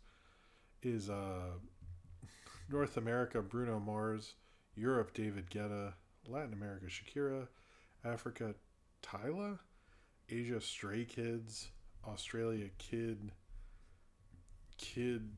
what's the fuck's his name? Kid Lario, and UK Ed Sheeran. I'll just say Shakira. She's fine. Okay, next there's an ad, of course. Fan favorite kids creator. I who the what? Who are these people? Okay, A for Adley. Ryan from Ryan's World. Oh man, I feel so bad for that kid. Toys and Colors. Sorry. Kids Diana show? Is that a what? That doesn't sound like words. Danny Go and Miss Rachel. I've never watched any of these people, but I know Rachel and I agree politically, so I'll go with her. Everyone seems to like her, so why not? Favorite. This is gonna be the last one. Okay, how are some of these? I don't understand how some of these are on here because it says favorite music group. Um, I don't think they have a favorite podcast, but I'll look. Do kids listen to podcasts? But I don't think. Okay, we were between. This confuses me. Blink 182, Twice. Like that's the name of the band. Not Blink 182 is not listed twice. Imagine Dragons, Coldplay, The Stray Kids, Jonas Brothers, and Linkin Park. I think any of these bands who is not Stray Kids and Twice should be eliminated because why are you winning a Kids' Choice? All these, like, some of these bands could have been on TRL. If you could have been on TRL, you should not be in the Kids' Choice Awards in 2025. I don't care if I'm being ageist.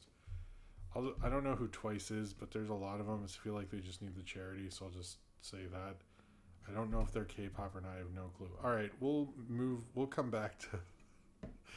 I don't know if we'll fit. Okay, oh well, there's someone I actually know in the next one. All right, we're. I should have. I didn't know how many. I don't know. I don't understand the Kids' Choice Awards. I watched them when they started, but that was obviously a long time ago. All right. So, because it was the 70th anniversary of the Muppets, and because it makes sense that I think this would work well for the show and for the movie Crap Shorts and all those things, I'm going to talk about Jim Henson's 1965 experimental film, Timepiece. Now, this is basically... I've seen it before, and I've seen it at every Jim Henson exhibit anyone that's around I'll go to, but it's sort of about a guy being transformed through time, and you see him at the beginning, and all this who's played by Jim Henson is the protagonist, and he's in a hospital bed, and you see him crossing streets, changing outfits, a lot of quick cuts and everything like that. Now there's a reason for that, and we'll get to that, but Henson says this film is about a man living in constant motion in desperate attempt to escape the passage of time. My thing is, I don't think he does. Good night, Austin. Thank you for being here. I don't think he does escape. And I don't think you can escape. Like time, we're all slaves to time. We're all stuck in time. There's nothing we can do to stop it. And it feels like I never read the film as him trying to escape. I think I read the film as him understanding the rate of time and how it's running out and how he can't control it and he's stuck with it and there's nothing he can do to get out of it. You're just stuck because he keeps saying help me throughout it. He's not saying I'm gonna get out. There's no hope in it. It's sort of just like Jim Henson is stuck within the timepiece. There's various quick cuts in this. None of them last longer than a few seconds. There is a literal. Oh, I didn't write. I thought I wrote that down. There is a reason for that. The reason for that. Why did I not write that down? Anyway, the reason for that is they were actually shooting. Oh, I see what happened. They were actually. Jim Henson was really busy because he was the Muppets actually at the time were on the Jimmy Dean show. He made a lot of commercials with the Muppets and stuff like that. So he shot. What they would do is they were restricted in terms of time, and even though they made this from June 1964 to May 1965, they were restricted. So they made sure every shot only lasts 1 to 4 seconds because they just didn't have enough time to make longer shots than that. So Jim Henson would calculate the amount of frames for each shot. So the reason this film is the way it is partly because of the theme and everything like that. But it's also, and I think if you make stuff as an artist and stuff, there's sometimes you're like, well, how can I get this to work under the time and conditions I am in? And because, he had to make money with the commercials, they had to be on the Jimmy Dean show, they storyboarded this whole film out and they worked it out so they were able to do it. So they could, shoot him crossing a street or jumping on a thing or pretending to be Tarzan because they knew they timed it out perfectly. I found that to be insanely interesting because you don't get that film that this is like a side project or something. It feels like a full thing because they fully thought it out. And I think a lot of times when you're creating stuff, you have to, I have to think about that all the time. That's why, this show is so late, for example. It's a thing you have to work out. Like how, if you're in a band that's on tour, how do you get to the next show? How much time it will take, things like that. And I find that to be really interesting. I really do think Christopher Nolan would love this short. I would actually like to know because so many like Tenet, Dunkirk, Memento, obviously, so many of his films have to do with time and not being able to control time. I would love to know if he actually is aware of this. It has actually an interesting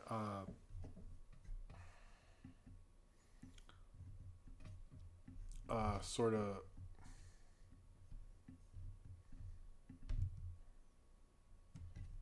okay for some reason it has so it has this thing where hold on, I gotta change something. It has this thing where throughout it you hear this like various drum beats, and I do think like a true story of music is if you have a good drum beat, like anything sounds, a really solid drum beat can make anything work. But it has this drum beat going throughout it, and it doesn't seem like anything's on location sound. Like all the sound is post, like all the music and stuff that kind of goes around with the cuts and like his finger moving and stuff like that. It actually reminded me of a short in Sesame Street, which I might review at some point because I think it's really cool, where they're at a saxophone factory and all the sounds are created from a saxophone. So like when it's like stomping something down, you'll hear a saxophone noise, stuff like that.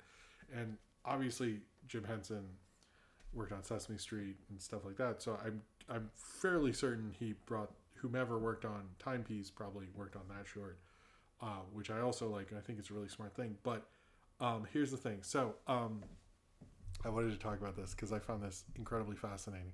So this was recorded. If Google Docs will, this was recorded by legendary Blue Note or jazz engineer Rudy Von Gelder, who engineered A Love Supreme by John Coltrane, which is an all-time classic album. Just like if there's a best of all time album list, Love Supreme should be on it. If it's not a good list.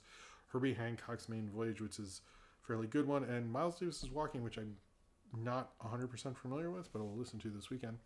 But I think the main reason, if you heard the drum beat in this, it probably sounded familiar because the guy, he's since passed, but this jazz engineer, this is for real, actually went on to, towards the end of his life, mix some of the soundtrack for Cowboy Bebop. Like I didn't realize they got like an old jazz engineer from back in the day who did, A Love Supreme, which is an insanely big album, to do, this and then actually do Cowboy Bebop, and I know a lot. My dad really likes Cowboy Bebop and really likes jazz. I know a lot of jazz guys who like the music in Cowboy Bebop, and it's probably because the same engineer who worked on the classic jazz records and this album and this short as well, because I noticed that drum sounded very of its time because this guy was one of the engineers on it and also worked on Cowboy Bebop. So there is a connection between Cowboy Bebop and Jim Henson. Anyway, sorry, I just wanted to. when I learned that, I was like, I don't think anyone but me would care, would put this in a video, but I don't fucking give a shit. This is the only time, and I can say, I asked Ryan Wilcherson, obviously, is this true? This is the only Oscar nomination Jim Henson ever got was for this live action short. It is his only Oscar nomination at all. The Muppets were nominated twice while he was alive for Best Song. They've been nominated 3 times. The other one was the Muppet Man thing. But Jim Henson himself never won an Oscar and was only nominated for this, and he didn't win. So I found that to be also interesting. This is experimental. Oh, the other thing is the woman in her who sort of plays the way Enid Kratz, she was a portrait artist. That is not Jim Henson's actual wife. I've seen that written that it is. It's not. The other thing is that so this is considered an experimental film. It is not really an experimental film of the era. When you're thinking of an experimental film of the era, you're thinking more Andy Warhol influence, or even AVGN's favorite short of all time, Wavelength. That was actually 2 years after this. So I think Jim Henson made a very unique thing, but he made it, I don't think he was trying to be contemporary with the experimental films at the time, but he still made his own thing. I think it is very much Henson's, but does not reflect the time period of actual experimental film. It was very influenced by Andy Warhol and that sort of Andy Warhol's filmmaking and stuff like that. So I find it interesting that this is from 65 because it is not really that. It played at the Paris Theater in New York, which is sort of right near Central Park. Netflix owns that theater now for a long time. You could have a hit short in a New York theater back then. It's a good short, and I really like it. It is not like his Muppet stuff, but I think I thought about this before, that so many of what made the like him, Henson and Lucas particularly, started off as experimental filmmakers who then ran huge media empires, and I often wonder the reason why those two things lived on is because you had weird experimental dudes running them, but I don't know. Anyway, I think Timepiece is a great little experimental short. It talks about time in ways that you feel trapped by it. You see the passage of it, and you see you running out, and you can't do anything. And all you can do is, be inside a toilet and yell, "Help me," and hope maybe you can get out. But you realize we're all yelling, "Help me," to kind of fight with time because we're all running out of it. And there's not much any of us can do except change outfits and go along with the drum beat and hope it all makes sense in the end. And I think it made sense, or at least this makes sense, as Jim Henson put it all together to kind of show us how it all is just moving constantly in the drum beat of a heart that will just keep pumping for as long as we hope it can go, as we will never really be able to control it. All right. I'm happy with all the... I did a lot of research on that one, actually. I almost did a second one tonight, but this is okay. We have to do the Kids' Choice Awards. All right, favorite TV star, favorite female TV star, family. Some of these awards are dumb. All right, we have Janelle James from Abbott Elementary, and then a bunch of other people I don't know. So I'm just gonna go with Janelle James from Abbott because I like Abbott Elementary. Why Quinta Brunson isn't in this, I don't understand, but whatever. So your favorite female TV star, kids. I don't know who any of these people are. We have two people from Bunked, one from Wizards of Waverly Place, one from the Thundermans Undercover. No, two from the Thundermans Undercover, and one for Tyler Perry's Young Dylan. I'll just go with the woman from Tyler Perry's Young, or the girl. I don't know. Yeah. Okay. Favorite female creator. What? Are these people real? I don't. Okay, I'll just do this one and then we'll do questions. Sorry, question. All right. I'll just write questions below. Maybe we'll stop. This will be. You know what? I'm gonna stop with the Kids' Choice. I don't think anyone wants. I think this bit is over. All right. Let me get the questions. If anyone wants to do a super chat, um, before we end the show, this is towards the end, and I will. If we get to. What is going on? If we get, I guess, 10 more bucks, I'll do the lights again because I think I did them for the other two times. Anyway, let me do the Patreon questions. That's not. Where are the Patreon questions? Okay, thank you. All right, Patreon questions. Here we go. I got 4 of them. I'm gonna do. Let's do the Fang and Foga first. Which do you feel will go on longer, The Simpsons or Scooby Doo? Scooby Doo, but I think it'll be close. I'm going to do Austin. Oh, he says he'll be last. I guess he will. Jordan Richard, what Saturday morning cartoons were you watching growing up, and were there any TMNT spin-offs you enjoyed? I think you might mean rip-offs, Jordan Richard. I watched like a lot of Fox Kids, a lot of ABC, CBS, all that stuff. So many. I mean, X-Men was a big one. The Tick was a big one. Eek the Cat, He-Man, Ninja Turtles, Spider-Man, so many. I don't spin-offs. I mean, just the main ones. So, Sidram says, "Are we getting tired of superhero movies in which characters question the value of superheroes? The debate was raised in Dawn of Justice and Captain America: Civil War, and now even Lois is giving the Man of Steel shit. No, you can't fly your invulnerable body off to another country and try to stop people from getting killed unless you get permission from our government first. I would have enjoyed hearing Soups defend himself to Holly Hunter, but the congressional hearing got blown up before he could say a word. Now the complaints are getting old." I think that's more just like Lois being Lois, but I understand. I mean, both those came out fairly close. No, those were not. Anyway, it does get to be an old thing. I think maybe it's more her talking than, actually some litigation like happened in other movies, but yeah, that does get old after a certain point. So I agree with you. And then finally, Austin says, "Hey Jim, what a great show. Sorry, I might not be there at the moment currently, and somehow I caught a summer cold." Oh, that sucks, Austin. Feel better. My question. Oh yeah. Oh, hold on. Let me open Discord. He warned me about this, and I am not prepared. This is not on Jim at this point. Austin. Okay. Austin asked me. Here's what he asked me. My question, which I think will be last, is: did you see Doug Walker's Weak Sauce Top 10 Worst Movies list? And if so, worst movies of all time. If so, what do you think of the Norrie picks? And do you think he should pick better bad movies? I will send you the list. All right, here's the list. Here's the list of Doug Walker's worst movies of all time.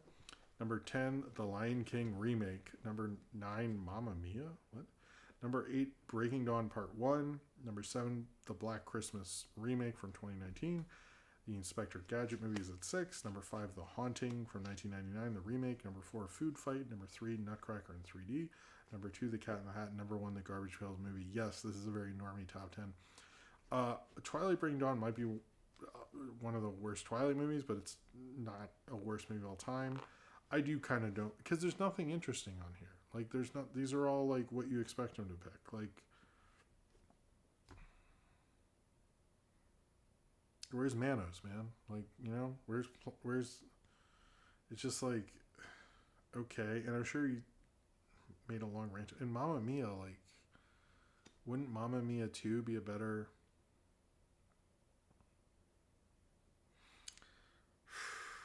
Yeah, this is like a bad list of someone who hasn't seen that many movies. Doug Walker is very good at disappointing me. All right, let's go. Sorry about the... Okay. Sorry, I X'd out that Kids' Choice window. We're done with the... I should have planned it. Maybe next year. Maybe someone remind me next year. All right. Cornbread asks, "Hey Jim, great job. Maybe answering Austin's question last this week like he requested. Anyways, how do you plan on passing time in jail for Nickelodeon's Kids' Choice Award voter fraud?" I'll be reading a book, I guess. Embla D, are these Superman critics even know Superman beyond the movies? I think most people don't know anything. They just like the shirt and the symbol and don't know anything about him. a character that most people think they know and don't know anything about, and it's always hurt that character because I've known that since I was a kid because I would read Superman comics. It was the death of Superman. I remember talking to people who had Superman shirts, and they were like, "Oh yeah, I don't really read the comics," and I'd look at them like, "Why do you have the shirt? I don't understand." Because they feel they're Superman. Superman would read Superman. I don't. Anyway, I never got that. Sinram, should the next Megan sequel be called Megan 3 Stallion?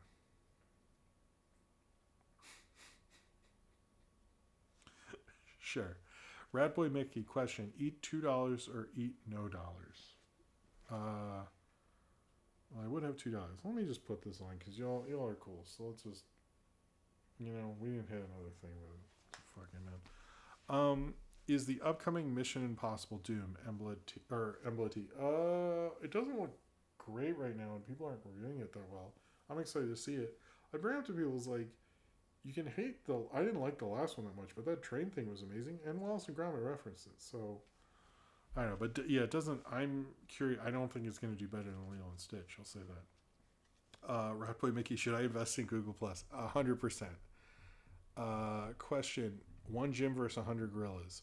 Here, so I think if it was me versus 100 gorillas, I could do it. But if it's 100 guys versus one gorilla, I feel like I would die because other people always mess up stuff for me. So I feel like if like my potential, no, I'm not fighting a gorilla. Why do people want to fight gorillas? Like, have you seen a gorilla? Like, everyone wants these like tough comment. What if I fought a bear? What if I didn't do that? Why would I want to fight a bear? I'm not. What if Danny Moonstar can't fight a bear? How am I gonna fight a bear? Like, I don't understand these. Like, people want to die or something. I just like. How about we fight like manageable things like our inner child or something? I don't understand this. Like, what are we gonna whatever? Black Sax Uncle, when are you going to play the new Doom, The Dark Ages? I didn't know there's a new Doom. I haven't played Doom in a very long time, so probably never. Jordan's Lawful, would the OG Lilo and Stitch be made by Disney today, the animated film? Probably not. It wouldn't, and it's a shame because some of their better movies are made cheaper, like Dumbo, like Lilo and Stitch. Like, they're missing out. Ratboy Mickey, if you got a fast food deal, what would the Jim Gisriel meal be? One, I would ask for it to be cheap. Just like a nice burger, maybe some, make it spicy. A lot of fries. It would be a cheeseburger with like, hot. I'd like the hot sauce and the ketchup and stuff. And then like, if it's McDonald's Sprite, because McDonald's Sprite, I don't know what they do to it, but that is true. Some people, because different restaurants put different amounts of sugar, so there is like they do something different, but whatever. That's I guess what it'd be. Nathaniel Foga, how early do you have to wake up? How early did you have to wake up for Saturday morning cartoons? Oh, I would wake up like it's 5:30 or 6. Like I would wake up as early as humanly fucking possible. Like when we were making Knockwords, Ian and I would talk about how we watched the same Televangelist because it came on at like 5:36, and we had to sit through it and just play with your toys until Saturday morning started. Like that was the Saturday morning, and then your mom would come down and be like, "How long have you been here?" I'm like, "Oh, I just got here. I don't know what you're talking about." The only time I got in trouble for waking up super early to watch TV was I found out the Muppets were on at 6 a.m. or something, and I was laughing too hard, and my dad got mad at me for waking him up. Black Sax Winkle, which cartoons have the best music? Hey Arnold and Ed, Edd n Eddy come to mind for me. I mean, we just talked about Cowboy Bebop. I would say that one. I would say those two. I think Rugrats with that Mark Mothersbaugh thing. Ren and Stimpy had a good score. The original. Batman animated series. Hilda. Let's go with that. Javier where the fuck? Where's Javier Portello? Okay, what do you think that Sky High 2 could happen if Freaky Friday does good? Yeah, I could see the possibility. Black Saxophone, which cartoons have the best sound design separate from music? Primal Samurai Jack have great. Gendy stuff has very good sound design typically.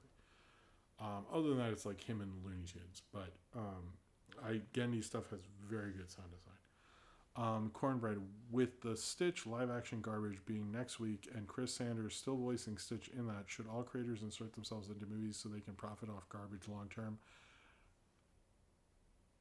Well, it is interesting. Chris Sanders is involved in Lilo and Stitch, and Dean Doblos is directing How to Train Your Dragon. So I guess they both find ways to do that. I'm not against it because most creators don't. So I'm glad Chris Sanders is getting that Stitch check. Good on him. Ratboy Mickey, what monster do you think will show up in Godzilla Kong Supernova? I'm not sure. Supernova. I mean, that haven't they done King Ghidorah? Like, what is the? I don't know if I don't understand the chronology of the monster or stuff. So, to me, like Supernova in space means King Ghidorah. We're doing a Planet X thing, but I don't know how you do that now if you've already done it. But those, I don't know who it would be. Like space monster wise. Yeah, or like they've done too many things. So I don't know who you would get, who like the public would care about too, or you're making up something. I would assume you'd make up something. Have you ever watched the Kids' Choice Awards in Seinfeld? Yeah, back in the night, like when Macaulay Culkin would win. So it's been a bit. Jordan Salafo, which cartoon would win the battle for the end of the world? Scooby Doo, The Simpsons, or SpongeBob SquarePants? I still think it's Scooby Doo.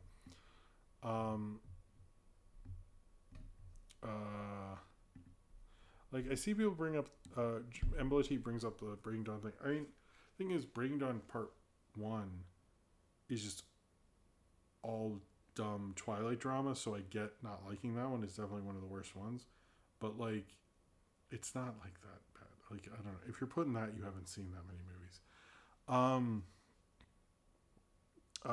Sidram says last year MTV announced that they would postpone and rework their movie awards. Since then I haven't heard jack. Have you? Oh yeah, that's around the time they usually have it too. I don't think I have. I'll have to look into that. Thank you for that, Sidram. That's a good point. Or is it the movie and TV awards? Which I'm like, whatever. Cornbread, question. The Oswald the Lucky Rabbit Disney Plus series, the one that announced like 6 years ago, not the new live action one, got its production stuff leaked. Are you happy to see it or better it's canceled? I didn't know that, so I have no opinion right now, but I'll look into it. How about I'll react on it I'll write something on the Discord after I see it. Does the Pizza Party podcast want to fight the gorillas? Emblety, no, they would still win, I think. Ratboy Mickey, can the PvP come back just to kill a gorilla like kill jokes so long? Did we? I guess they would. Did I get everyone? Is that it? Alright. I'm sorry. I guess we knew this was going to go long. Maybe I shouldn't have clicked out the Kids' Choice Awards. Will my friend ever forgive me? I hope she'll forgive me. I think so, Emily. I hope you're okay. Hold on. Let me look up this MTV Movie and TV Awards 2025. Oh, whoa.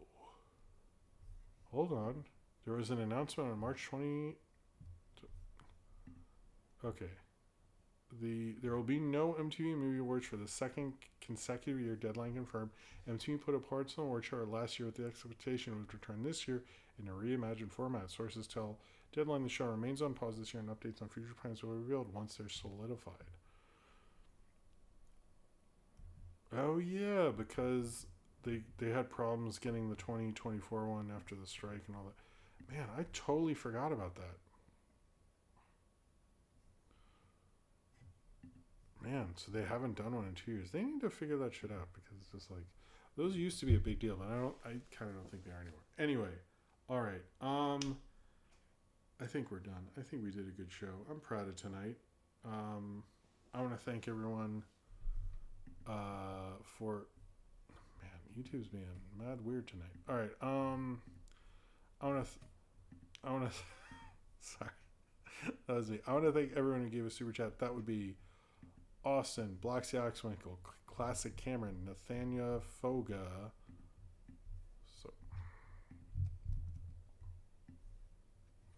Nathania Foga, Austin. Sorry, I'm not. It's more just that it's not moving right. Toasty Jackson, Ramsey the Artist, Ramsey Artist, William Ellman, Sin Ram, not in box 64, William Ellman, Malcolm Rampart, Nolan, and Jortunes. Thank you very much. Hey, you got the lights to flash a couple times. That's always appreciated. But yes, thank you all. Cheers to you guys. Cheers, y'all.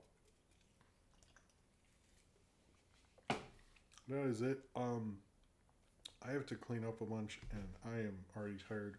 I'm sorry, my inconsistency on the timestamps is usually if I don't have anything to do after the show, I'll do it.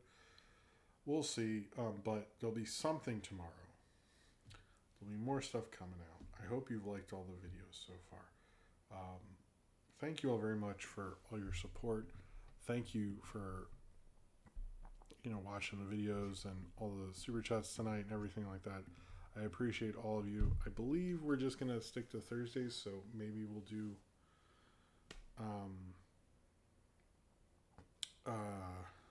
next Thursday, but always wait till I make an announcement.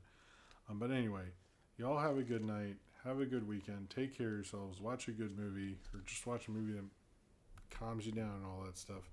I hope y'all are doing good. I will see you all next time. And subscribe if you'd like to. And thank you for being here. And see you later. All right. Bye.